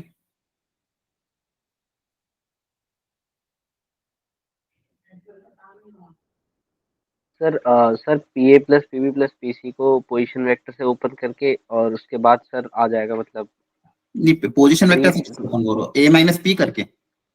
यस सर, ऐसे करने के बाद सर 3 पीजी बन जाएगा, मतलब सर पी हमारा और सरकम सेंटर है और पी जी से सेंट्रॉइड है, फिर सर सेंट्रॉइड का फॉर्मूला लगा देंगे सर इस सेक्शन फॉर्मूला से। नहीं एक मिनट वापस पीक्यू के टर्म के में आ जाएगा उससे। मेरे को लगता नहीं, एक बार वापस बताओ, पीए को आपने क्या लिखा? Sir A minus P, sir B minus P. हाँ ठीक है, तो sir A plus B plus C और sir multiplied by 3 multiply 3 divide कर दिया, तो सर ये सेंट्रॉइड बन जाएगा। एक मिनट, यहाँ पे आपने ए प्लस बी प्लस सी किया और यहाँ पे आपके पास क्रिएट हो रहा minus 3 times P vector, position vector के टर्म्स में। हाँ, अब यहाँ पे आपने 3 से मल्टीप्लाई किया, 3 से डिवाइड किया, तो ये हो गया centroid 3G vector minus 3P vector. तो बेसिकली इसको सेंट्रॉइड 3G माइनस सेंट्रॉइड यहाँ सरकम सर सेक्शन फार्मूला से निकाल दिया सर पी और क्यू के टर्म्स में। एक मिनट रुको, अब ये इस जी को आपने सेक्शन फार्मूला के टर्म्स, अच्छा पी और क्यू के टर्म्स में निकाला। Yes sir. 3 times section formula आपने यहाँ पे अप्लाई कर दोगे तो कितना आ जाएगा, 2 times p plus q vector minus 3p vector. तो 2p प्लस q तो हो जाएगा q vector minus p vector, q vector minus p vector मतलब pq वेक्टर। हाँ ये भी कर सकते हो, ठीक है। यहाँ पे हाँ, अपने सर कैलकुलेशन मिस्टेक हो गई मेरी बस। हाँ, यहाँ पे 3 OG तो आ गया था अपने पास, अब 3 OG को मुझे PQ में कन्वर्ट करना था, दिक्कत ये आ रहा था। तो 3 OG को PQ में कन्वर्ट करने के लिए अपने पास ये रिलेशन आया, लेकिन अपन को माइनस टर्म्स में चाहिए था, लेकिन यहाँ पे अपने पास किस में आ रहा था, एडिशन में, ठीक है। हाँ ये तरीका भी सही है। बाकी लोग देख लो जल्दी से, यहाँ पे PA PB और PC दिया हुआ था, तो PA को आप क्या लिख सकते हो, A vector minus P vector, मतलब OP वेक्टर माइनस OA, अगर O आपने रेफरेंस पॉइंट पाना है ओरिजिन, तो इसको OA माइनस OP लिख सकते हो। PB को आप क्या लिख सकते हो, B vector minus P vector, B vector minus p और वेक्टर, इसके लिखोगे C माइनस P वेक्टर। तो यहाँ पे आपके पास A plus B plus C vector साथ में कलेक्ट हो जाएगा, और ये P 3 टाइम्स P वेक्टर हो जाएगा। अगेन यहाँ पे जो कि और भी मैं सेंट्रोइड क्रिएट करने के लिए क्या करोगे, यहाँ पे 3 से मल्टीप्लाई किया, 3 से डिवाइड किया, तो ये सेंट्रोइड का फॉर्मूला हो गया। तो इसको सेंट्रोइड को मान लो अपन ने G बोल दिया, 3G vector minus 3P vector. यहाँ तक सबको क्लियर है? यस बोलो, सर। एनीवन कोई डाउट तो नहीं? अब अपन ने जो भी रिलेशन देखा था 2:1 वाला, OGC ओ मतलब आपका क्या था, ऑर्थो सेंटर। ऑर्थो सेंटर यहाँ पे क्या दिया हुआ है, Q, सेंट्रोइड, और सर्कम सेंटर मतलब P, रेशियो 2:1। तो यहाँ से अपने पास 3 टाइम्स G वेक्टर जो आएगा वो कितना आ जाएगा, 2P, 2 twice of P vector plus Q vector, है ना? यस सर, बाय 3 बाय 3 तो होगा। 3 को तो उधर भेज दिया अपन ने, डिवाइड बाय 3 को उधर भेज दिया, 3G हो गया, है ना? तो 3 टाइम्स G वेक्टर आप क्या लिख दोगे, twice of P vector plus Q vector minus 3 times P vector, और यहां से आ जाएगा Q vector minus P vector. Q vector minus P vector मतलब आपका बेसिकली क्या है, PQ वेक्टर। ये भी तरीका बहुत बढ़िया था। क्लियर हुआ सबको? Yes sir. और अपन जो कर रहे थे उसमें एक्चुअली एडिशन में आ रहा था, मुझे कहीं ना कहीं सब्सट्रैक्शन में चाहिए था। हाँ बोलो, डाउट हो किसी को तो जल्दी पूछो। No doubt sir. ठीक है, तो ध्यान रखना इसका। ओके, नेक्स्ट इंपॉर्टेंट कॉन्सेप्ट है आपका एंगल बाइसेक्टर का। काफी इस पे क्वेश्चन आते हैं, और इसको करने के अलग अलग तरीके होते हैं। अलग अलग बुक में आप देखोगे तो अलग अलग तरीके सिखाए गए, लेकिन जो सबसे सही तरीका होता है वो ये होता है कि फॉर एग्जाम्पल आपको 2 वेक्टर दिए हुए हैं, ध्यान समझना सब लोगों को इसको। इसके बाद आप लोगों को क्वेश्चन करना है, एक वेक्टर है AB वेक्टर, दूसरा वेक्टर है मान लो AC वेक्टर जिसकी लेंथ कुछ और है। अब मुझे इसके एंगल बाइसेक्टर का वेक्टर इक्वेशन निकालना है। AB वेक्टर दिया हुआ है, AC वेक्टर दिया हुआ है, इनको जो बाइसेक्ट करके जो वेक्टर आएगा उस डायरेक्शन के अलावा मुझे वेक्टर पता करना है, ठीक है। इस डायरेक्शन में कौन सा वेक्टर आएगा, बेसिकली ये AD वेक्टर क्या होगा, ये मेरा टारगेट है पता करना। Where AD vector is the angle bisector. तो इसको करने का तरीका एनीवन याद है किसी को, क्या तरीका सिखाया था? इसको करने का सबसे अच्छा तरीका क्या सिखाया था क्लास में? सर दोनों को यूनिट वेक्टर निकाल के रिजल्टेंट निकाल लो उनका। वापस बोलो क्या कह रहे हो? मतलब सर AB का यूनिट निकाल लो, फिर AC का यूनिट वेक्टर बना दो, तो यूनिट वेक्टर्स का वो ले लो रिजल्ट। हाँ समझ गया, वेरी गुड। अब देखो अपन ने पैरेललोग्राम लॉ में एक चीज पढ़ी है कि अगर मान लो एक ट्राइंगल पैरेललोग्राम की जगह अगर मान लो मैं स्क्वायर ले लेता हूँ, क्या ले लेता हूँ, स्क्वायर, ठीक है। स्क्वायर की अगर मान लो दोनों साइड सेम है तो इनका जो रिजल्टेंट होगा वही एंगल बाइसेक्टर होगा। अगर मान लो कि स्क्वायर है, स्क्वायर मतलब एडजेसेंट साइड सेम है, तो इनका जो रिजल्टेंट आएगा, मान लो ये A कैप है, ये मान लो आपका B कैप है, तो इनका रिजल्टेंट कितना हो जाएगा, A cap plus B cap. तो ये रिजल्टेंट एंगल बाइसेक्टर भी होगा क्योंकि ये दोनों ट्राइंगल कॉमन होंगे। क्या ये बात समझ में आती है सबको? स्क्वायर की एक प्रॉपर्टी होती है, स्क्वायर में जो डायगोनल होता है वो एंगल को भी बाइसेक्ट करके जाएगा, ऑफ कोर्स, क्योंकि दोनों ट्राइंगल क्या हो जाएंगे, कॉमन। तो स्क्वायर के केस में क्या होगा, जो स्क्वायर होता है उसमें दोनों एडजेसेंट साइड मान लो इक्वल है, एडजेसेंट साइड इक्वल है, तो जो रिजल्टेंट होगा वही आपका क्या होगा, एंगल बाइसेक्टर। ये लेकिन ये तब जब एडजेसेंट साइड इक्वल हो। अब यहाँ पे एडजेसेंट साइड इक्वल नहीं है, तो एडजेसेंट साइड को इक्वल बनाने के लिए मैं दोनों की यूनिट वेक्टर कंसीडर करूंगा। मतलब इस डायरेक्शन में मैंने एक AB कैप कंसीडर किया, यहाँ पे मान लो मैंने एक यूनिट वेक्टर कंसीडर किया, क्या, AB कैप। AB के डायरेक्शन में यूनिट वेक्टर कंसीडर किया AB कैप। AB कैप का मतलब डायरेक्शन तो सेम रहेगी, मैग्नीट्यूड कितना हो जाएगा, 1। क्या बात समझ में आई? बोलो। और AC के डायरेक्शन में भी एक और यूनिट वेक्टर कंसीडर किया AC कैप। अगेन डायरेक्शन तो वही रही, वेक्टर चेंज नहीं हुआ, डायरेक्शन तो सेम है, बस मैग्नीट्यूड मैंने कितना बना दिया, 1। अब इन दोनों वेक्टर की मदद से जो आपका पैरेललोग्राम या स्क्वायर बनेगा, उसका जो रिजल्टेंट होगा वही मेरा क्या होगा, एंगल बाइसेक्टर। उसके डायरेक्शन के अलॉन्ग ही मेरा क्या होगा, एंगल बाइसेक्टर। तो इसका जो रिजल्टेंट आएगा, उसी डायरेक्शन में मेरा क्या होगा, एंगल बाइसेक्टर। तो मान लो मैं इस रिजल्टेंट को ए ही बोल देता हूँ, तो ये ए क्या हो जाएगा, a b cap plus a c cap. ठीक है, और ये ए क्या हो जाएगा, ये डायरेक्शन किसकी, एंगल बाइसेक्टर की डायरेक्शन में होगा। एंगल जो एडी है ना, उसी की डायरेक्शन में होगा, एंगल बाइसेक्टर की डायरेक्शन में होगा। बोलो ये बात कॉन्सेप्ट में कोई डाउट हो तो। कहने का मतलब ये था कि मुझे एडी वेक्टर के अलोंग एक यूनिट वेक्टर चाहिए था, या फिर एक वेक्टर चाहिए था इसकी डायरेक्शन में। तो इसकी डायरेक्शन में मेरे को वेक्टर निकालने के लिए मैंने क्या कंसीडर किया, इसका यूनिट वेक्टर, मतलब इसकी यूनिट लेंथ, इसकी भी यूनिट लेंथ। तो जो रिजल्टेंट होगा वो एडी के डायरेक्शन में होगा। क्या ये बात समझ में आई सबको? बोलो। Yes, sir.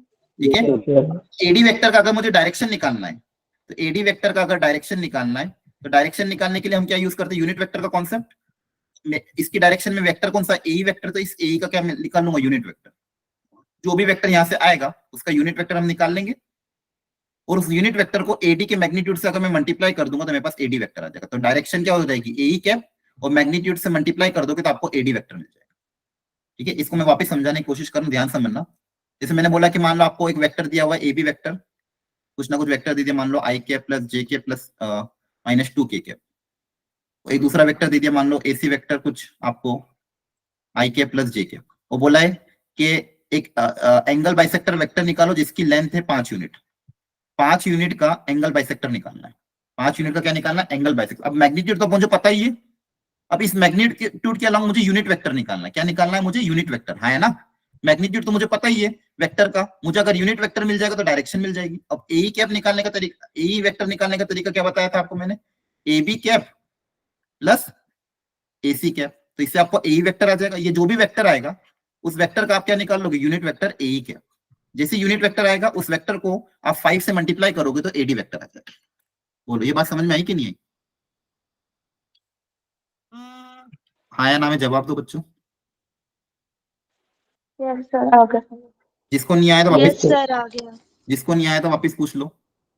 अगेन यहाँ पे इंटरनल बाइसेक्टर होगा तो ऐसा करेंगे, एक्सटर्नल एंगल बाइसेक्टर होगा तो ए b cap plus a c cap की जगह बस a b cap minus a c cap कर देंगे।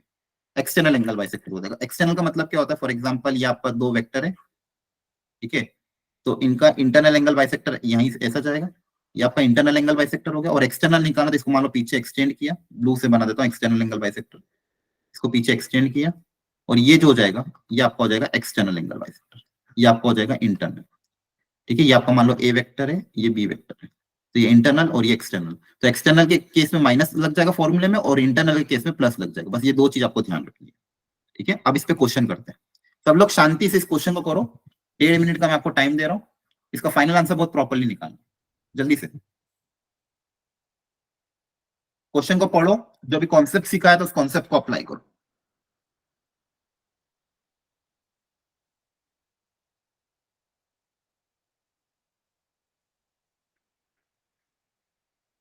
इंटरनल एंगल बाइसेक्टर निकालो फिलहाल के लिए, एक्सटर्नल घर पे ट्राई कर लेना, इंटरनल निकालो जल्दी से।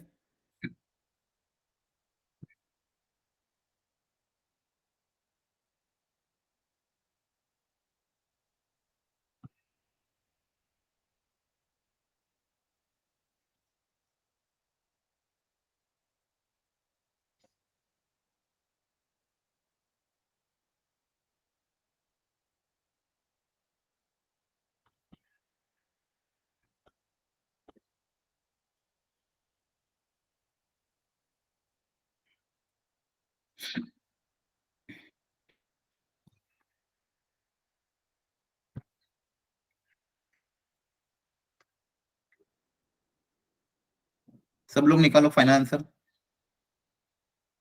तब तक मैं डायग्राम बना रहा हूँ।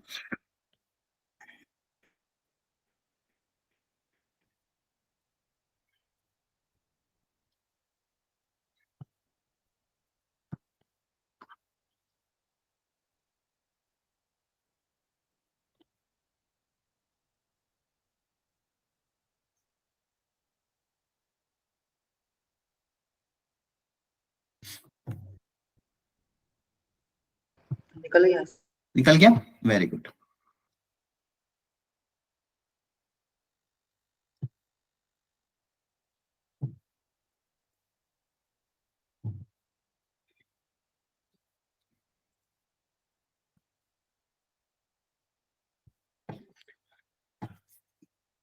ठीक है, बाकी लोग जल्दी से निकालो, और जिसको समझ में नहीं आया एक बार वो समझ लो, जिसको ऐसा लग रहा है पिछला कॉन्सेप्ट समझ में नहीं, वो एक बार वो देख लो। मैंने आपको ये सिखाया था, मान लो आपको अगेन दो वेक्टर दिए ओ ए और ओबी क्वेश्चन में दिया हुआ है, और ओसी के 5 यूनिट के अलोंग, मतलब ओसी इंटरनल एंगल बाइसेक्टर जिसका मैग्नीट्यूड आपको दिया 5 यूनिट, तो मैग्नीट्यूड मुझे पता ही है, मुझे डायरेक्शन निकालनी है। क्या निकालनी है? डायरेक्शन। तो डायरेक्शन निकालने के लिए मैं यहाँ पे क्या कंसीडर कर रहा हूँ? यूनिट वेक्टर कंसीडर कर रहा हूँ। तो ओ एक यूनिट वेक्टर कंसीडर किया, ओ भी एक यूनिट वेक्टर कंसीडर किया, तो ओ जो वेक्टर होगा, सिंस ये इनका मैग्नीट्यूड सेम है, तो जो इनका रिजल्टेंट होगा वही एंगल बाइसेक्टर होगा। अगेन वापस बोल रहा हूँ, मैग्नीट्यूड सिंस सेम है, एडजेसेंट साइड्स का मैग्नीट्यूड सेम है, तो जो रिजल्टेंट होगा वही आपका क्या होगा? एंगल बाइसेक्टर होगा। तो एंगल बाइसेक्टर और रिजल्टेंट क्या होगा? सेम होगा, दोनों की डायरेक्शन क्या होगी? सेम। मुझे एंगल बाइसेक्टर ही चाहिए था, और रिजल्टेंट निकालना मुझे आता है। दो वेक्टर का रिजल्टेंट वेक्टर क्या होता है? O A cap plus O B cap. तो मुझे simple O A cap plus O B cap करना है। अच्छा, क्वेश्चन में मुझे ओ ए दिया हुआ है, तो ओ ए कैप निकालना पड़ेगा। किसी भी वेक्टर का यूनिट वेक्टर निकालने के लिए उसको उसके मैग्नीट्यूड से हम क्या कर देते हैं? डिवाइड। इसका मैग्नीट्यूड आएगा 5, तो 5 से डिवाइड कर दिया, तो ओ ए कैप आ गया। ओ बी कैप निकालने के लिए उसको उसके मैग्नीट्यूड से डिवाइड कर देंगे, तो इसका मैग्नीट्यूड भी 5 आएगा। Under root of a square plus b square plus c square magnitude निकालना आपको आते ही है। इन दोनों को अगर ऐड कर दोगे तो 3i cap plus 4k cap plus 4j cap minus 3k cap, सबका बेस सेम है तो डिवाइड बाय 5। यहाँ से आपके पास आ जाएगा 3i cap plus 4j cap plus k cap divide by 5। Check कर लेना एक बार। ये आपके पास क्या आया? ओई वेक्टर आया। ये आपके पास क्या है? ओई वेक्टर। अब अगेन डायरेक्शन निकालने के लिए इसका यूनिट वेक्टर निकालना पड़ेगा। डायरेक्शन निकालने के लिए क्या निकालना पड़ेगा? डायरेक्शन मेरा क्या है? एंगल बाइसेक्टर के अलोंग, ओई के अलोंग, तो डायरेक्शन निकालने के लिए ओई का क्या निकालना पड़ेगा? Unit vector. तो डायरेक्शन हो जाएगा ओई कैप, मैग्नीट्यूड क्वेश्चन में दिया हुआ है 5, तो अपने पास हो जाएगा 5 इंटू, अच्छा इसका मैग्नीट्यूड कितना होगा एक बार देख लो। 5। 26 होगा इसका तो। हाँ, तो इसका मैग्नीट्यूड से इसको डिवाइड कर देंगे, तो मैग्नीट्यूड देख लो, मैग्नीट्यूड क्या under root of a square plus b square. देखो आई कैप का क्वेश्चन क्या है? 3/5, जे कैप का 4/5, इसके डिवाइड में 5 है पूरे में, ठीक है। आप कैलकुलेशन देख लेना, आई होप आपको ये समझ में आ रहा हो, ठीक है। तो इसकी कैलकुलेशन क्या हो जाएगी? 3i cap plus 4j cap plus k cap divide by 5। तो इसका यूनिट वेक्टर निकाल रहे हैं अपन, तो यूनिट वेक्टर निकालने के लिए इसके मैग्नीट्यूड से डिवाइड कर देंगे और ऊपर वेक्टर लिख देंगे, ठीक है। ये कैलकुलेशन करके आपके पास ओसी वेक्टर आ जाएगा। कितना आ रहा था, कोई बता सकता है? इसका आंसर फाइनल निकालो, इसको डिवाइड कर दोगे तो कितना आ जाएगा? 3i cap plus j cap plus k cap upon में अंडर रूट में 26। अंडर रूट के अंदर 24, 26। 26, ओके। सबका आंसर मैच कर रहा है ये? आया ना? ओके। तो अब ऐसे क्वेश्चन अगर आए तो कर लोगे कि कुछ नहीं करना है, पहले ओई वेक्टर निकाल लो, फिर ओई का ओई कैप निकाल लो, और उसको फिर उसके मैग्नीट्यूड से मल्टीप्लाई कर दो। क्लियर? बोलो जल्दी से। आया ना? ये क्वेश्चन डायरेक्ट आ सकता है, ये जेई में ऐसे इंटरनल एंगल बाइसेक्टर पे क्वेश्चन आते हैं। अगर एक्सटर्नल आया तो क्वेश्चन में क्या चेंज आएगा, जल्दी बताओ। एक्सटर्नल में क्या फॉर्मूला में चेंज सर आएगा? न्यूमरेटर में यहाँ 25 नहीं आएगा कहाँ पे? सर? ऊपर आंसर में न्यूमरेटर में 25 मल्टीप्लाई नहीं होगा सर? 5 मल्टीप्लाइड है ना, तो सर नीचे हाँ तो मैग्नीट्यूड जब निकालेंगे तो 5 बचेगा ना अपॉन में। हाँ, तो वो किसके साथ कैंसिल हो गया होगा। कैलकुलेशन आप कर लेना, मुझे नहीं पता कैलकुलेशन क्या है। इसके बाद कैलकुलेशन तो कर लोगे ना, यहाँ तक समझ में आ गया सबको, ओके सर। है ना। कैलकुलेशन आप कर लेना, प्लस माइनस करना है, ठीक है। बाकी मुझे ये समझो, अगर एक्सटर्नल एंगल बाइसेक्टर होता तो क्वेश्चन में क्या चेंज होता, जल्दी से। अगर क्वेश्चन में एक्सटर्नल एंगल सर बाइसेक्टर तो O A cap minus O B cap हो जाता है। हाँ, O A cap minus O B cap होता। तो बाकी लोग भी जल्दी जल्दी बोला करो, चुप मत बैठो। चलो फटाफट एक और क्वेश्चन लास्ट इस टॉपिक पे। ये क्वेश्चन भी जनरली आपने बहुत बार देखा होगा। ओ ए ओ बी दो वेक्टर दिए हुए, the vector O C bisect angle A O B. तो पूछा क्या है? Internally find the vector O C पूछा, मतलब बेसिकली एक ट्राइंगल है, कौन से बता दो क्या होगा। ये ओ, ये बी, ये ये ए और ये बी, सॉरी। ओसी इसका क्या है? एंगल बाइसेक्टर है। ओसी जो है वो क्या है? एंगल बाइसेक्टर है। तो ये ओसी वेक्टर आपको निकालना है। बताओ क्या तरीका अपना। ट्राइंगल में एंगल बाइसेक्टर की क्या प्रॉपर्टी होती थी? उस दिन अभी टेस्ट डिस्कशन में बताया था ये चीज।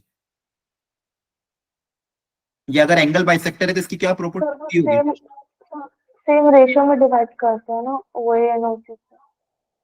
OA हाँ मतलब ये जो रेशियो होगा AC AC अपॉन CB, ये रेशियो कितना होगा? ये रेशियो AC और CB का रेशियो कितना होगा, किसके बराबर होगा? Sir OA by OB।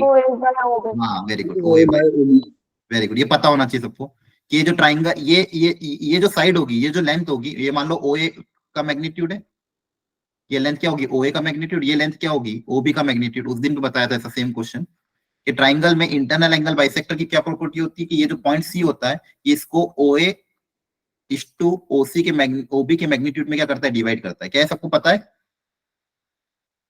बोलो। Yes sir. हाँ, और OA निकालने का तरीका अगेन आसान है, under root of A square plus B square plus C square कितना आ जाएगा? ये 9 प्लस 5, 9 प्लस 5 कितना होता है? √14। और ये कितना आएगा पता ना? 36 प्लस 4 40, 40 प्लस 16 56 मतलब 4√14 मतलब 2√14 है ना? चेक कर लेना, 1:2 यस सर। है ना? समझ में आया? √56 मतलब 2√14, ये कैलकुलेशन आप कर ही लोगे।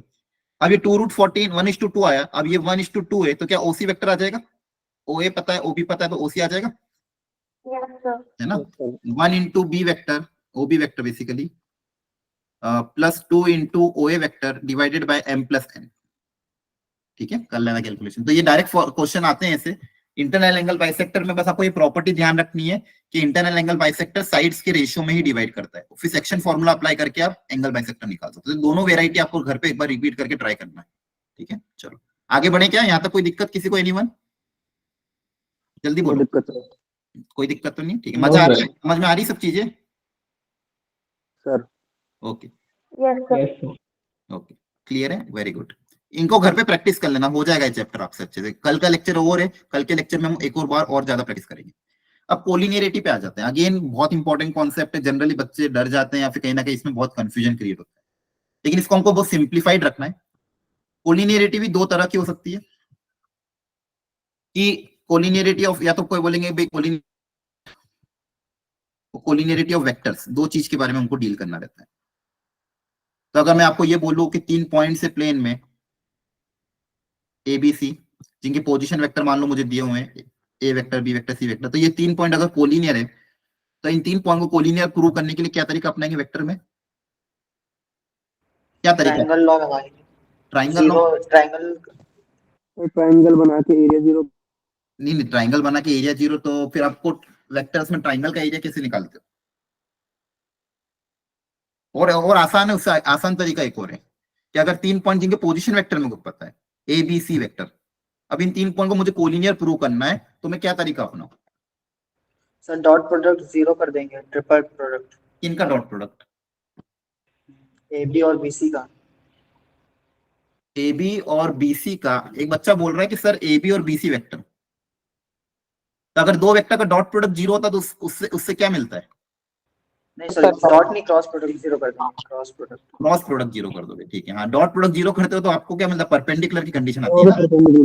हाँ, या फिर अच्छा मुझे ये बताओ, इसी कॉन्सेप्ट से अगर दो वेक्टर पैरेलल या कोलिनियर है, जैसे अगर यहाँ से अपन दो वेक्टर कर, ये तरीका ये सही रहेगा। A equals to lambda times B plus mu times C।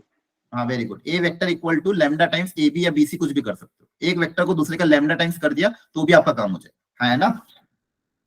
आप क्या करना, सिंपल सिंप्लीफाइड रखना। 3 पॉइंट आपके पास रहेंगे तो 3 पॉइंट से दो वेक्टर बना लोगे। AB वेक्टर BC वेक्टर कोई भी बना सकते हो, AB AC भी बना सकते हो, AB BC भी बना सकते हो, है ना? अरे बोलो। 3 पॉइंट से दो वेक्टर बना लेना, फिर आप ये कंडीशन अप्लाई करना, अगर दो वेक्टर बेसिकली अगर ये दोनों वेक्टर पैरेलल हुए, ये दोनों वेक्टर क्या हुए? पैरेलल हुए, तो बेसिकली तीनों पॉइंट कैसे हो जाएंगे? कोलिनियर। तो AB equal to lambda times KC। Clear हुआ? AC या BC, है ना? Yes sir. देख लो अच्छे से एक बार, इसको लिखना तो लिख लो। अब मुझे ये बताओ वेक्टर्स में क्या रहेगा। अगर मान लो पहले अपन दो वेक्टर्स कोलिनियर है, मान लो दो वेक्टर है मेरे पास, A vector and B vector are collinear, तो इसमें क्या कंडीशन रहेगी? वेक्टर है यहाँ पर डायरेक्ट, दो वेक्टर है A वेक्टर और B वेक्टर, ये कोलिनियर है, तो इसमें क्या कंडीशन रहेगी? स्टैंडर्ड बताओ। Sir a equals to lambda b A1 तो A2 plus A Very equal good. To lambda B, very good, direct, हमेशा यही तरीका अपनाना, कभी गलती नहीं होगी। क्लियर है? दो वेक्टर कोलिनियर के बारे में जब भी बोले तो अपन क्या बोलेंगे, ए इक्वल टू लैम्डा बी, है ना?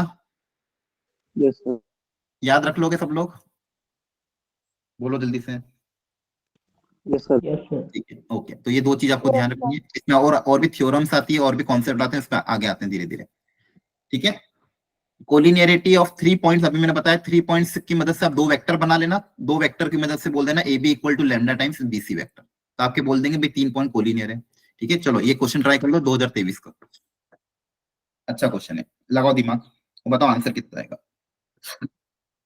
सब लोग ट्राई करेंगे, 1 मिनट का टाइम है आपके पास।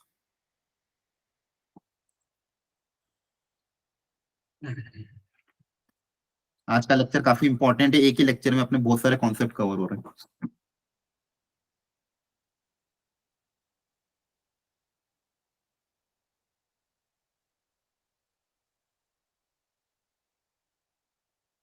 सारे कॉन्सेप्ट रिकैप हो जाएंगे और कल के लेक्चर तक ये टॉपिक भी फिनिश हो जाएगा, फिर आप इसके बाद डीपीपी करोगे तो मजा आएगा।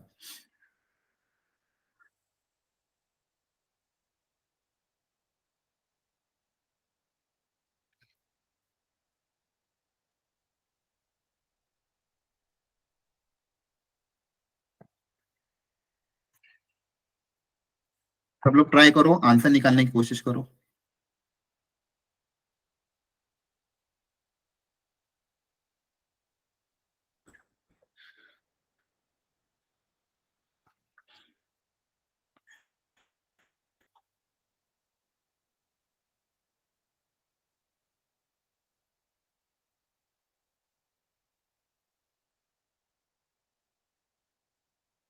देखो आंसर आ रहा है कि नहीं आ रहा है, वो बताओ क्या आ रहा है एबीसीडी में से।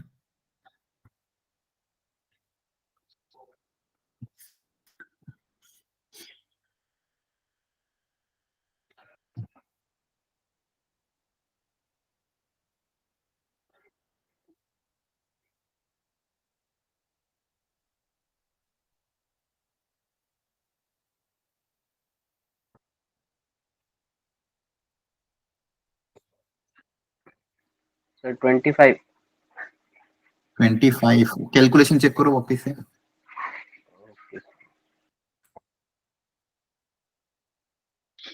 और किसी का आंसर कुछ आया है? 36 आ रहा है। 36, वेरी गुड। बाकी लोग भी कोशिश जरूर करना।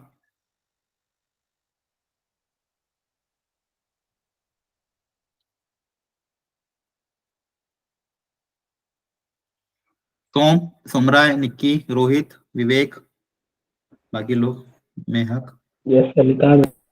ठीक है, कोई दिक्कत नहीं, ट्राई करो। देखो आज सीखने का दिन है अपना, आज अपन सीखने वाले हैं। आज के लेक्चर के बाद ऐसे क्वेश्चन अगर आपके पास आएंगे तो आप एग्जाम में करके आ जाओगे, आप कॉन्फिडेंस आ जाएगा आपको। चलो एक बार देख लो, जिसको समझ में नहीं आ रहा, जिसको आ रहा है वो अपना कैलकुलेशन साइड बाय साइड कर सकता है। तो बोला इफ द, इसको करने के तरीके क्या होते हैं देखो, if the points with position vector this and this, तो मान लो ये पॉइंट, इसको कुछ नाम दे देते हैं, मान लो ए बी, ये पॉइंट है ए, ये पॉइंट है बी और ये पॉइंट है सी, आर कोलिनियर। तो अभी मैंने आपको बताया था अगर 3 पॉइंट कोलिनियर हो तो क्या तरीका अपनाएंगे, और दो वेक्टर बना लेंगे। दो वेक्टर बना लेंगे, वेरी गुड। एक वेक्टर मान लो आपने बता दिया कोई भी ए बी वेक्टर, और दूसरा आपकी मर्जी का, आपको ए बी बनाना तो एसी बनाना तो एसी, बीसी बनाना तो बीसी, तो मान लो दूसरा आपने बना लिया बीसी वेक्टर। तो अगर 3 पॉइंट कोलिनियर है मतलब ये दो वेक्टर कैसे होंगे, पैरेलल है ना? अरे बोलो, यस सर। पता है ना सबको? ठीक यस है, सर। आप ए बी वेक्टर बताओ कैसे लिखोगे, ए बी वेक्टर क्या आएगा, B minus A. B minus ए कर देंगे। हाँ, तो यहाँ पे बी में से ए को माइनस कर दोगे तो फटाफट देख लेते हैं, आ जाएगा 6 माइनस अल्फा आई कैप, 11 माइनस 10 जे कैप, और 11 माइनस 13 2 के कैप। ये आपका ए बी वेक्टर आ गया। अगेन बीसी वेक्टर को सी में से बी माइनस कर दो, सी में से बी का माइनस करेंगे तो कितना आ जाएगा आपके पास, ये 9/2 माइनस 6 आई कैप, है ना? कैलकुलेशन बता देना मुझे, बी -11 जे कैप, और ये कितना आ रहा है, -19 होगा सर। -19 के कैप। ठीक है, अब ये दोनों वेक्टर कैसे हैं, पैरेलल है। दोनों वेक्टर कैसे हैं, पैरेलल, तो मतलब बेसिकली लैम्डा के टर्म्स में होंगे, या फिर मैं ये बोल दूं क्या इनके आई कैप जे कैप और के कैप के जो रेशियो होंगे वो लैम्डा होगा, है ना। A B vector equal to क्या हो जाएगा, basically lambda times BC vector, या तो ये बोलो, या फिर इसमें ये बोल सकते हैं कि जो आई कैप जे कैप और के कैप के जो रेशियो होंगे वो सबके सब किसके बराबर होंगे, लैम्डा, मतलब ये रेशियो आपस में equal आया ना, बोलो। Yes sir. अरे सबको बात समझ में, देखो ये मैंने 3 पॉइंट थे मेरे पास, एबीसी 3 ए पॉइंट बी वाले में -2 के कैप आएगा क्या क्या हो गया, और ए बी जो वेक्टर बनाया ये वाला वेक्टर आपने ए बी में 6 माइनस अल्फा 11 माइनस 10 -2 के क्या पाएगा? -2 -2 के कैप। ओके ओके ठीक है, -2 कर लेना। अब अगेन अगर ये दोनों वेक्टर पैरेलल है, A B vector is parallel to B C vector, तो हम यहाँ पे इनके रेशियो क्या कर देंगे, इक्वेट कर देंगे। तो रेशियो क्या हो जाएगा, देखो ध्यान से, 6 माइनस अल्फा अपॉन 9/2 माइनस ये कितना आएगा, -3/2, ठीक है। और यहाँ पे रेशियो कितना आ जाएगा, 1 अपॉन बीटा माइनस 11, और यहाँ पे रेशियो कितना आ जाएगा, -2 अपॉन -19। क्या ये बात समझ में आई सबको, यस सर। ठीक है। अब इसको एक बार इसके साथ इक्वेट करोगे तो आपके पास अल्फा की वैल्यू आ जाएगी, और सेकेंड रेशियो को आपस में इक्वेट करोगे, इन दोनों को आपस में इक्वेट करोगे तो आपके पास बीटा की वैल्यू आ जाएगी। अल्फा पता चल जाएगा, बीटा पता चल जाएगा, फिर जो भी पूछे क्वेश्चन में बस वैल्यू पुटअप करनी, आंसर आ जाएगा। क्या क्वेश्चन टफ था, बोलो। अब ये लास्ट ईयर ही क्वेश्चन आया हुआ था। अगेन अगर अपन को बेसिक कंसेप्ट पता होंगे, बेसिक थ्योरी पता होगी क्लास की, तो हमें से क्वेश्चन अगर इस बार भी आ सकता है। चीजें बस ध्यान रखना, 3 पॉइंट कॉन्सेप्ट क्या है, 3 पॉइंट अगर कोलिनियर है तो 3 पॉइंट से बनने वाले 2 वेक्टर पैरेलल होंगे, और 2 वेक्टर अगर पैरेलल है तो हम हमेशा पता है कि एक वेक्टर को दूसरे का स्केलर मल्टीपल लिख सकते हैं। बस ये दिमाग में छप जानी चाहिए बात। अगर 2 वेक्टर पैरेलल है या कोलिनियर है तो A vector can be written as lambda times B vector. Same 3 point को भी अपन 2 वेक्टर में कन्वर्ट कर देंगे और उनको पैरेलल की कंडीशन अप्लाई कर देंगे, ठीक है। बोलो जल्दी बोलो, हाँ या ना। Yes sir.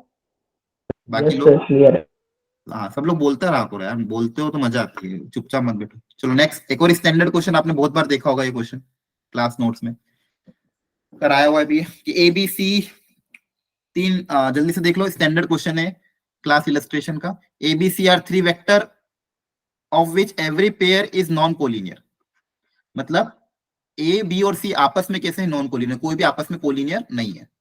क्वेश्चन में बोला गया ए प्लस बी जो है is collinear with C, A plus B C के साथ कोलिनियर है, और जो बी प्लस सी है इस कोलिनियर विथ ए।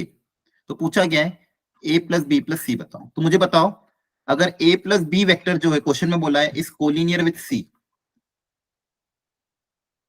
और बोला गया दूसरा बी प्लस सी जो वेक्टर है इस कोलिनियर विथ ए, तो फर्स्ट वाली जो कंडीशन है उससे क्या रिलेशन लिखूं मैं, sir A plus B equals to lambda times C. Very good. अगर 2 वेक्टर कोलिनियर है तो एक वेक्टर को दूसरे का लैम्डा टाइम्स लिख सकते हैं, हाँ है ना, जल्दी बोलो। Yes sir. ओके, और नीचे वाला भी कोलिनियर है तो उसको भी किसी और कांस्टेंट के टर्म्स में लिखते हैं। तो यहाँ पे क्या बोल सकते हैं कि B vector plus C vector, यहाँ पे लैम्डा यूज कर लिया, ये कोलिनियर है ए के साथ तो इसको लिख देते मान लो म्यू टाइम्स ए वेक्टर, है ना, क्लियर। ओके, अब यहाँ पे कॉन्सेप्ट अप्लाई करते हैं। अब देखो यहाँ पे भी बी वेक्टर आ रहा है, यहाँ पे भी बी वेक्टर आ रहा है, तो अब हम क्या करते थे जनरली इस बी वेक्टर को एलिमिनेट कर देते थे। एलिमिनेट करने के लिए दोनों इक्वेशन को मैं क्या कर रहा हूँ, सब्सट्रैक्ट कर रहा हूँ। जैसे सब्सट्रैक्ट करोगे तो बी और बी कैंसिल हो जाएगा, मेरे पास क्या बनेगा A vector minus C vector equal to, यहाँ पे क्या बचेगा lambda times C vector minus A vector. Very good, यहाँ तक क्लियर है सबको। Yes sir. ओके, अब मान लो ए और ए को साथ में अगर कलेक्ट कर लूं तो 1 plus mu times A vector, ए और वेक्टर दोनों को साथ में करिए, माइनस इधर आके प्लस हो जाएगा, ये माइनस उधर जाके प्लस हो जाएगा, तो इधर बनेगा 1 plus lambda times C vector, ये दोनों इक्वल हो रहे हैं। अब क्वेश्चन में हमको देखो स्टार्टिंग लाइन पढ़ो ध्यान से, क्वेश्चन में क्या बोला था, ए बी सी आपस में कैसे है नॉन कोलिनियर, आपस में कैसे है नॉन कोलिनियर। तो अगर ए और सी वेक्टर आपस में नॉन कोलिनियर है लेकिन फिर भी ए वेक्टर सी वेक्टर के टर्म्स में लिखा हुआ है, तो मुझे इसके लिए क्या कंडीशन होगी, ये अब यहाँ पे कॉन्सेप्ट में लिख रहा हूँ, आप मुझे कंडीशन बताना। कॉन्सेप्ट क्या है ध्यान समझना, कॉन्सेप्ट ये पूछना चाह रहा है कि अगर A vector is not parallel to B vector, ध्यान समझना, अगर A vector is not parallel to B vector लेकिन इफ फिर भी X A times equal to Y B times लिखा हुआ है, मतलब ए वेक्टर को दूसरे का स्केलर मल्टीपल लिख रखा है, तो यहां से क्या कंडीशन आनी चाहिए, अगर पैरेलल नहीं है फिर भी अगर ऐसा आ रहा है इसका मतलब ये कब आ सकता है, वेरी गुड, बहुत बढ़िया, क्लास में बताया था कि अगर पैरेलल नहीं, अगर पैरेलल होते तो ये कंडीशन आ सकती है, पैरेलल होते तो अगर एक वेक्टर दूसरे का स्केलर मल्टीपल होना ही चाहिए, लेकिन अगर पैरेलल नहीं है फिर भी अगर x इक्वल टू वाई भी आ रहा है तो ये तभी पॉसिबल है जब ये कोफिशिएंट क्या हो, जीरो हो, तभी ये जाके दोनों इक्वल हो सकते हैं। तो यहाँ से हम कंडीशन क्या बोलते थे, x और y को क्या होना पड़ेगा, जीरो होना पड़ेगा। याद आ गया सबको? बोलो Yes. बच्चों। सेम यहाँ पे भी, since a vector is not parallel to c vector, दोनों वेक्टर कोलिनियर नहीं, फिर भी अगर ये इक्वल आ रहे हैं मतलब इन कोफिशिएंट को क्या होना पड़ेगा, जीरो होना पड़ेगा। इन कोफिशिएंट को जीरो होना पड़ेगा मतलब 1 प्लस म्यू की वैल्यू जीरो, तो यहाँ से म्यू की वैल्यू कितनी आ जाएगी, -1, और 1 प्लस लेमडा को भी जीरो से इक्वेट कर दोगे तो यहाँ से लेमडा की वैल्यू कितनी आ जाएगी, -1। लेमडा की वैल्यू जैसे ही -1 यहाँ पे रखोगे तो यहाँ से क्या आ जाएगा, लेमडा को -1 रखने पे a vector plus b vector equal to minus time c vector, minus c इधर आ जाएगा तो a plus b plus c कितना आ जाएगा, जीरो आ जाएगा। ये आपका आंसर आ गया। पर कॉन्सेप्ट समझ में आया क्या? Yes sir. ओके। अच्छा मुझे यहाँ पे चलो वो आगे लेते हैं इसको, यहाँ तक कोई डाउट है किसी को? No sir. ठीक है। इसमें एक थ्योरम और आती है कि मान लो 3 वेक्टर है मेरे पास, a vector, b vector and c vector. ठीक है, 3 वेक्टर मान लो आपके कोलिनियर वेक्टर है, आर कोलिनियर।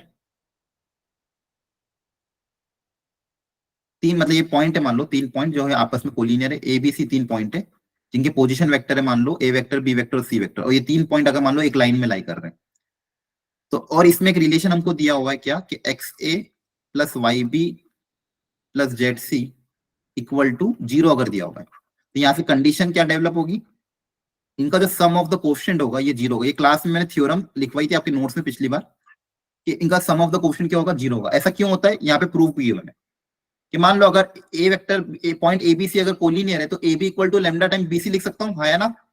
बोलो बोलो, Yes, A B equal to sir. Lambda time B C लिखोगे तो जैसे ए बी वेक्टर क्या हो जाएगा, B minus A equal to lambda time C minus B. इन सबको इक्वेट करोगे तो यहाँ पे आप देखोगे इन सबको एक तरफ भेज दिया तो मेरे पास क्या रिलेशन आया यहाँ से, यहाँ पे मेरे पास आया minus times A vector plus 1 plus lambda times B vector, इसको इक्वेट करने के बाद plus minus lambda times C vector equal to 0। तो यहाँ पे क्लियरली देखो क्या तीनों के कोएफिशिएंट का सम 0 दिख रहा है। देखो तीनों का कोएफिशिएंट क्या क्या है, इसका कोएफिशिएंट कितना है, -1, इसका कोएफिशिएंट कितना है 1 प्लस लेमडा, और इसका कोएफिशिएंट कितना है माइनस लेमडा। इन तीनों का अगर मैं सम कर दूं तो x plus Y plus Z कितना आएगा, 0 आएगा। नॉट यहाँ पे जरूरी नहीं कि सारे के सारे 0, not all X Y Z जरूरी नहीं है 0, लेकिन इनका सम 0 आ सकता है। यहाँ पे देखो एक्स वाई जेड की वैल्यू 0 है क्या, नहीं है, लेकिन फिर भी इनका सम कितना आ रहा है, 0। तो इसको आप एज अ रिजल्ट याद रख लेना, बहुत बार क्वेश्चन में काम आती है। उल्टा भी काम आता है।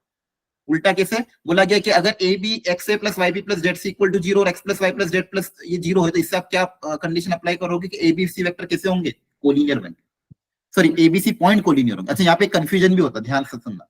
यहाँ पे मैं ये नहीं बोल रहा हूँ कि 3 वेक्टर कोलिनियर है, ध्यान रखना। यहाँ पे जो पॉइंट है ना वो कोलिनियर है, ये गलती मत कर देना। यहाँ पे जो पॉइंट है, मान लो ये पॉइंट है ए बी सी और इनके पोजीशन वेक्टर आपके पास A vector B vector C vector है, तो इनके A vector B vector C vector कैसे दिखेंगे आपको, ये आपका हो जाएगा ए वेक्टर, ये आपका हो जाएगा बी वेक्टर, ये आपका हो जाएगा सी वेक्टर। तो यहाँ पे ये जो ये 3 वेक्टर कोलिनियर नहीं, ये जो पॉइंट है ये कोलिनियर है, तो दोनों में अंतर है, ध्यान रखना। तो अगर ए बी सी 3 पॉइंट है वो कोलिनियर अगर है और आपको रिलेशन दिया हुआ है X A plus Y B plus Z C equal to 0, तो वहां से कंडीशन क्या आ जाएगी, X plus Y plus Z equal to 0। बोलो ये क्लियर है, बोलो हाँ या ना? Yes, sir. Okay yes sir clear है। क्लियर है ना, ठीक है। थोड़ा कॉन्सेप्ट अपने बहुत सारा आज कवर हो रहे हैं। तो यहाँ तक अपन आ चुके हैं। अब 2 फंडामेंटल थ्योरम है जो आपको बहुत ध्यान से समझनी है। मतलब ये थ्योरम एक्चुअली इसका रिजल्ट मतलब पढ़ाया जाता है जनरली, यूज कैसे होगा वो तो बात की बात है, लेकिन सिंपल कॉन्सेप्ट क्या है, जैसे मान लो 2 वेक्टर है, मान लो यहाँ पे मान लो एक वेक्टर ये मेरी उंगली और दूसरा वेक्टर ये मान लो प्लेन ये पेन है। अब मैं कोई ना कोई एक वेक्टर प्लेन में ऐसा बना सकता हूँ ताकि उसको मैं x A plus Y B के टर्म्स में लिख लूँ। मतलब ये मान लो एक्स वेक्टर है, मान लो मेरा वाई वेक्टर है, तो कोई ना कोई एक वेक्टर इस प्लेन में मेरा पास जरूर होगा जिसको मैं इसको इसमें मान लो कुछ स्केलर मल्टीप्लाई कर दो, इसमें कुछ स्केलर मल्टीप्लाई कर दो, दोनों को ऐड करके एक वेक्टर मेरा जरूर मिल सकता है। तो क्या बोला गया यहाँ पे कि अगर ए और B vector 2 non zero non collinear है, देखो यहाँ पे मैंने दोनों वेक्टर कैसे लिए थे, नॉन जीरो नॉन कोलिनियर। तो एक वेक्टर मान लो ए वेक्टर नॉन जीरो है और दूसरा वेक्टर है मान लो बी वेक्टर, ये भी नॉन जीरो नॉन कोलिनियर मतलब पैरेलल नहीं है। Then any vector are in the plane, इसी के प्लेन में मान लो इसका कोई प्लेन बना दिया मैंने, any vector r in the plane of abc can be written as, इसमें मान लो कोई स्केलर x मल्टीप्लाई कर दिया, कोई y मल्टीप्लाई कर दिया, तो r can be written as xa plus yb vector. इसको अपन एक वर्ड में और जानते हैं, लीनियर कॉम्बिनेशन। कभी कभी ये वर्ड भी यूज होता है थ्योरम में या बुक में कि r वेक्टर को मैं लीनियर कॉम्बिनेशन ऑफ a और b बना सकता हूं। तो बस एज अ थ्योरम इसको याद रखना कि r vector equal to x a vector plus y b vector. Same चीज हो जाएगी अगर 3D में भी। 3D में अगर मान लो मेरे पास 3 वेक्टर नॉन कोप्लेनर है, 3 वेक्टर कैसे हैं? नॉन कोप्लेनर, जैसे I cap J cap K cap होता है, ठीक है। 3 वेक्टर मान लो मेरे पास A vector B vector C vector कैसे नॉन कोप्लेनर, मतलब तीनों के वेक्टर कोई भी एक सिंगल प्लेन में नहीं, ध्यान रखना। जैसे for example I cap J cap K cap, 3 vector अगर नॉन कोप्लेनर है तो कोई ना कोई वेक्टर आर वेक्टर में ऐसा बना सकता हूँ जिसको मैं इसके लीनियर कॉम्बिनेशन में लिख सकता हूँ। मतलब R vector can be written as, अच्छा ये थ्योरम है तो थ्योरम का रिजल्ट हमें याद रखना है। तो R vector can be written as X A plus Y B plus Z C. क्या ये बात समझ में आ रही है? दोनों थ्योरम समझ में आ गई सबको? बोलो। Yes, sir. अच्छा, अब यहाँ पे जो याद रखने वाली बात है, जो हमें ध्यान रखने वाली बात है, जहाँ पे जनरली गलती होती है वो ध्यान समझना। जनरली हम क्वेश्चन में ये करते हैं ना, जैसे मान लो आपको मैं अगर कोई एग्जांपल के तौर पे बताऊं कि 2i cap plus 1 plus Y J cap minus Z K cap equal to T I cap plus 5 J cap minus 8 K cap, ये दो वेक्टर मैंने इस तरह से लिखे और मैंने पूछा कि find the value of T Y और जेड। तो क्या मुझे टी वाई और जेड की वैल्यू बता सकते हो? Yes, sir. क्या होगी टी की वैल्यू? सर टी की वैल्यू तो होगी 2 और वाई की वैल्यू? सर वाई की वैल्यू होगी सर 4 और जेड की वैल्यू? सर -8 सर 8 हाँ। अब यहाँ पे जो बात मुझे सिखानी थी वो ये है कि हमने यहाँ पे क्या किया, कोएफिशिएंट को कंपेयर किया, आई को आई के साथ कंपेयर किया, जे को जे के साथ कंपेयर किया, के को के के साथ कंपेयर किया। तो ये कंपैरिजन क्या मैं हर बार कर सकता हूँ कि इसमें कोई कंडीशन होती है? क्या हर बार ऐसे आप कंपेयर कर सकते हो या फिर आई जे के में कोई कंडीशन होनी चाहिए? ठीक है, तो यहाँ पे ये बात इंपॉर्टेंट जो जनरली बच्चों को पता नहीं होती है, हम भूल जाते हैं कि हम कंपैरिजन दोनों तरफ एलएचएस आरएचएस में तभी करेंगे जब मेरे जो वेक्टर हैं जिनको मैं कंपेयर कर रहा हूं ये कैसे होना चाहिए? Non coplanar. Comparison can be done, ये सब लोग अपने अपने नोट्स में लिख लेना, can be done only when this vector,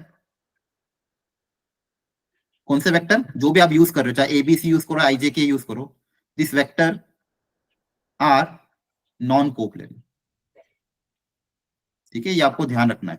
ठीक है, अगर सपोज में आईजेके की जगह कुछ और भी यूज हो सकता है, 2a cap plus 3b cap plus Z C cap equal to मान लो बोला x minus 2a cap A vector plus Y B vector plus 5c vector. तो अगेन यहाँ पे मैं कंपैरिजन, यहाँ पे मान लो आईजे की जगह एबीसी यूज कर लिया अगर, तो एबीसी में अब यहाँ पे मैं कोएफिशिएंट को कंपेयर तभी कर पाऊंगा जब मेरे ए वेक्टर बी वेक्टर और सी वेक्टर कैसे होने चाहिए? बोलो कैसे होने चाहिए? Non coplanar. कैसे होने चाहिए? Non coplanar. अगर कोप्लेनर क्वेश्चन में दिया तो डायरेक्ट कंपैरिजन करके मत आ जाना, ये गलती हुई है ऑलरेडी पहले एक बार। ठीक है, तो आपको ये ध्यान रखना, कंपैरिजन दोनों टाइप अपन जनरली क्या अपन को आदत रहती है ना आईजे को कंपेयर करके फटाफट आंसर निकालने, तो वही आदत अपन की आगे बन जाती है। लेकिन वहां पे हम कंपेयर इसलिए कर पा रहे हैं क्योंकि तीनों वेक्टर मेरे कैसे नॉन कोप्लेनर है, तो ये नॉन कोप्लेनर होगी तभी मैं कंपेयर करूंगा। तो अभी के लिए आपको ये रिजल्ट ध्यान रखना है, ये दोनों थ्योरम। आगे बात समझ में यहाँ तक? Yes sir. चलो एक लास्ट क्वेश्चन कर लेते हैं, फिर बाकी अपन कल के लेक्चर में करेंगे। पढ़ लो इस क्वेश्चन को, सब लोग को ट्राई करो। Prove that the points this and this are collinear where A, B, C vector are non-coplanar। ये अगेन स्टैंडर्ड क्वेश्चन है, एक स्टैंडर्ड इलस्ट्रेशन, यहाँ पे मैं लिख देता हूँ स्टैंडर्ड क्वेश्चन। इसका कॉन्सेप्ट अपन को क्वेश्चन सॉल्विंग में काम आता है। तो एक बार सब लोग ट्राई कर लो अपने एंड पे, फिर मैं इसको सिखाता हूँ कैसे करना है। एक बार खुद से कोशिश कर लो। लास्ट क्वेश्चन है आज का, फिर बाकी का अपन कल कॉन्सेप्ट में करो। आज कोई बच्चा लीव नहीं किया, सब स्टार्टिंग से एंड तक सारे ही हैं। Very good. ये बीच में आधे लोग तो इस चैप्टर को देख के छोड़ देते हैं। अच्छा, आज जो पढ़ाया आया समझ में आप लोगों को कि नहीं आया? कि ज्यादा फास्ट हो गया? आ गया? ठीक है, सारा समझ आया। आ गया। ओके, अब इसको घर जाके एक बार खुद से एक बार बस रिकैप कर लेना है, नोट्स मैं आपको भेज दूंगा। और इसके बाद जब हम कल का लेक्चर वापस करेंगे तो कल के और आज के जब लेक्चर कंप्लीट हो जाएगा उसके बाद अब जब आप डीपीपी करोगे ना तो आपके कॉन्सेप्ट सारे क्लियर हो जाएंगे।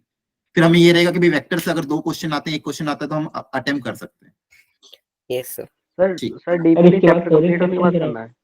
हाँ, डीपीपी आज आपको मैथ्स की डीपीपी नहीं मिलेगी क्योंकि अपने कॉन्सेप्ट अधूरे हैं। मेरे को एक लेक्चर और चाहिए कल का, आज का और कल का लेक्चर जब पूरा कवर हो जाएगा फिर आपको डीपीपी, क्योंकि मेरे को भी वेक्टर प्रोडक्ट पढ़ाना है। तो कल के लेक्चर में जब हम वेक्टर प्रोडक्ट पढ़ लेंगे और वेक्टर इक्वेशन पढ़ लेंगे, फिर उन दोनों को कॉन्सेप्ट से मिक्स आपकी डीपीपी बनेगी। इसलिए आज के लिए मैथ्स की डीपीपी नहीं, तो आप कुछ और अपना घर पे अपना रिवाइज कर लेना। क्लियर है? सर जो क्रैश कोर्स का सर ये वो था शेड्यूल, सर वो ग्रुप पे सेंड कर दिया उसकी पीडीएफ।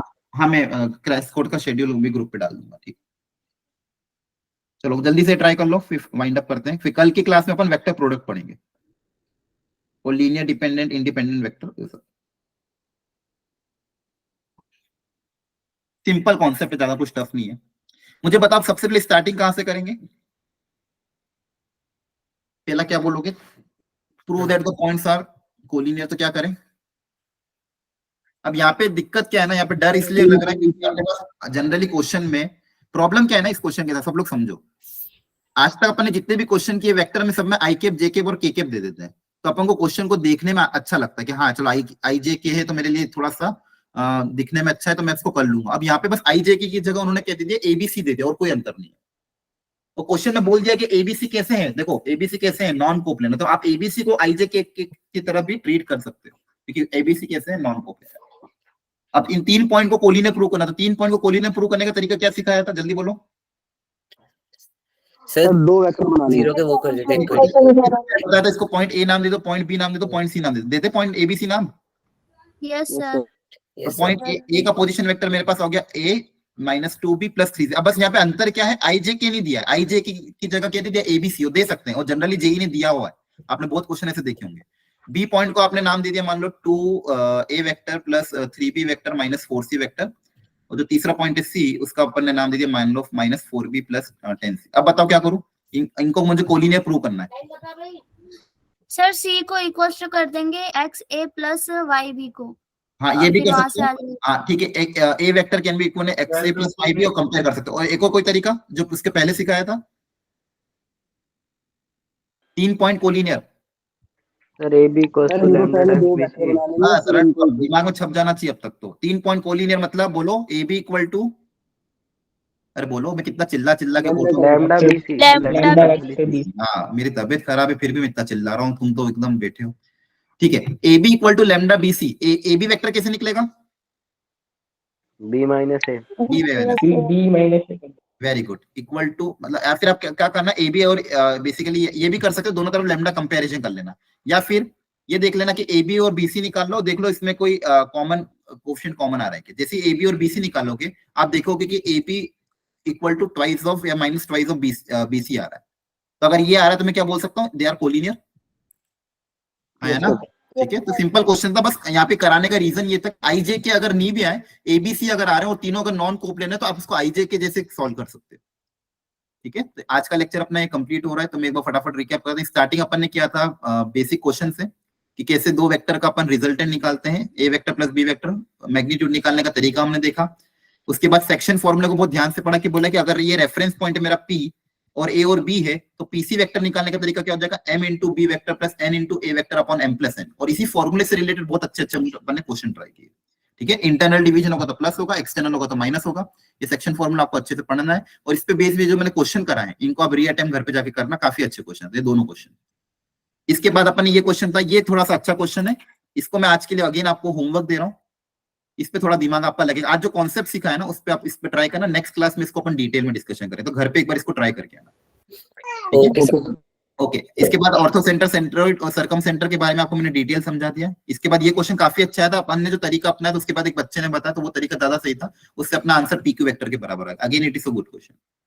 इसके बाद अपन ने बताया कि भी एंगल बाइसेक्टर निकालने का तरीका क्या था, कॉन्सेप्ट आपको समझ में आ गया। मैग्नीट्यूड आपको दिया होगा, डायरेक्शन निकालने के लिए यूनिट वेक्टर का रिजल्टेंट ले लोगे, डायरेक्शन निकालने के लिए यूनिट वेक्टर का रिजल्टेंट ले लोगे, उस डायरेक्शन का फिर यूनिट वेक्टर निकालना। तो इसको भी आप घर पे जाके एक बार रिपीट कर लेना ताकि ये कॉन्सेप्ट आपका कवर हो जाएगा। ठीक है, इस पे डायरेक्ट क्वेश्चन आ सकता है। और इसके बाद ट्राइंगल का इंटरनल एंगल बाइसेक्टर पे डायरेक्ट फॉर्मूला वाला क्वेश्चन है, आपको कॉन्सेप्ट पता होना चाहिए कि जो एंगल बाइसेक्टर है उसको साइड्स के रेशियो में डिवाइड करता है, उससे आंसर निकल जाएगा। कोलिनियरिटी में अगेन सेम चीज है कि दो वेक्टर अगर कोलिनियर है तो A vector can be written as lambda times B vector. 3 points अगर कोलिनियर है तो 3 पॉइंट से बनने वाले दो वेक्टर कोलिनियर होंगे। और इस पे बेस अपन ने अच्छे अच्छे कुछ क्वेश्चन ट्राई किए। और इस पे थ्योरम याद रखना, अगर 3 पॉइंट एबीसी जिनके पोजीशन वेक्टर है एबीसी वेक्टर, अगर वो कोलिनियर है और X A plus Y B plus Z C अगर आपको 0 दिया हो तो वहां से कंडीशन क्या डेवलप होगी, X plus Y plus Z equal to 0। और इसके बाद मैंने आपको ये दो थ्योरम्स बताई। इन थ्योरम का एक जो आउटपुट आपको ध्यान क्या रखना है, कभी भी दो वेक्टर को अगर मैं आपस में कोएफिशिएंट कंपेयर कर रहा हूं तभी मैं कर सकता हूं जो वो दोनों तीनों वेक्टर कैसे हो, नॉन कोप्लेनर। तभी मैं क्वेश्चन कर पाऊंगा। और इसके बाद हमने लास्ट क्वेश्चन ट्राई किया। अब कल की क्लास में अपन लीनियरली डिपेंडेंट इंडिपेंडेंट पढ़ेंगे और वेक्टर प्रोडक्ट। इससे आपका कल का चैप्टर कंप्लीट हो जाएगा। ठीक है, चलो ओके। आज आपकी फिर में क्लास है। अच्छा मुझे बताओ, ये जो टाइमिंग मैंने रखा था मैथ्स का 11 से अपन 11 से 12-15 टाइप से, 11 से 12:30, और फिर फिजिक्स केमिस्ट्री का, ये टाइमिंग आपके जो ग्रुप में मैंने भेजा, ये सही है आपके लिए? कोई दिक्कत सब नहीं? परफेक्ट है, उससे सही है। ठीक है। अच्छा मैं ये पूछ रहा था, जैसे जनरली आपको आदत होनी चाहिए भाई 9 बजे पढ़ना स्टार्ट करना, तो मैथ्स के अपन 9 बजे रख ले तो चलेगा? सर 9 बजे से थोड़ा सा मुश्किल हो सकता है। यस सर, सही रहेगा। क्योंकि आपको सर 9 बजे की आदत होनी मुश्किल पड़ेगी। रहेगा। 9 बजे की अगर आपकी आदत होगी तो सही रहेगा, क्योंकि आपका पेपर 9 से 12 होता है, इसलिए पूछ रहा हूँ। तो सब लोग रेडी हो? स्टडी के लिए ठीक है, तो फिर 11 बजे ही रखें? सर 9 बजे यस सर, 11 के 9? सर 11 बजे। चलो छोड़ो, ठीक है। एक बार एक काम करो, चैट पे डाल दो, देखते हैं कितने बच्चे क्या बोल रहे हैं। 9 बजे मैं इसलिए कह रहा था ताकि आपका आदत बनी है भाई 9 से 12 पेपर में आप लोग है ना, उस समय आपके पास सही रहे। 9-11 दो तरह के आ रहे हैं। ठीक है चलो 11 ही रख लेते हैं, रहने दो फिर। 9 वाले फिर ज्यादा हो गए। कोई लोग डबल बार तो नहीं लिख रहा है? ठीक है सर मैं लिख रहा हूँ। ठीक है, कोई बात नहीं। तो 9 वाले एक बार ट्राई करके देखते हैं। 9 देखो, सबको आदत बनानी, मैं आपका शेड्यूल भी भेज दूंगा आज पूरा ग्रुप में। सब लोगों को 9 बजे एकदम अपना पढ़ाई का शेड्यूल स्टार्ट कर देना है। उस शेड्यूल में आपको अच्छे से पढ़ना है। 9 बजे कोई भी सोएगा नहीं, ये बात सबको ध्यान रखनी है। चलो ठीक है, okay, thank you everyone, bye bye, take care, all the best, bye. Okay sir.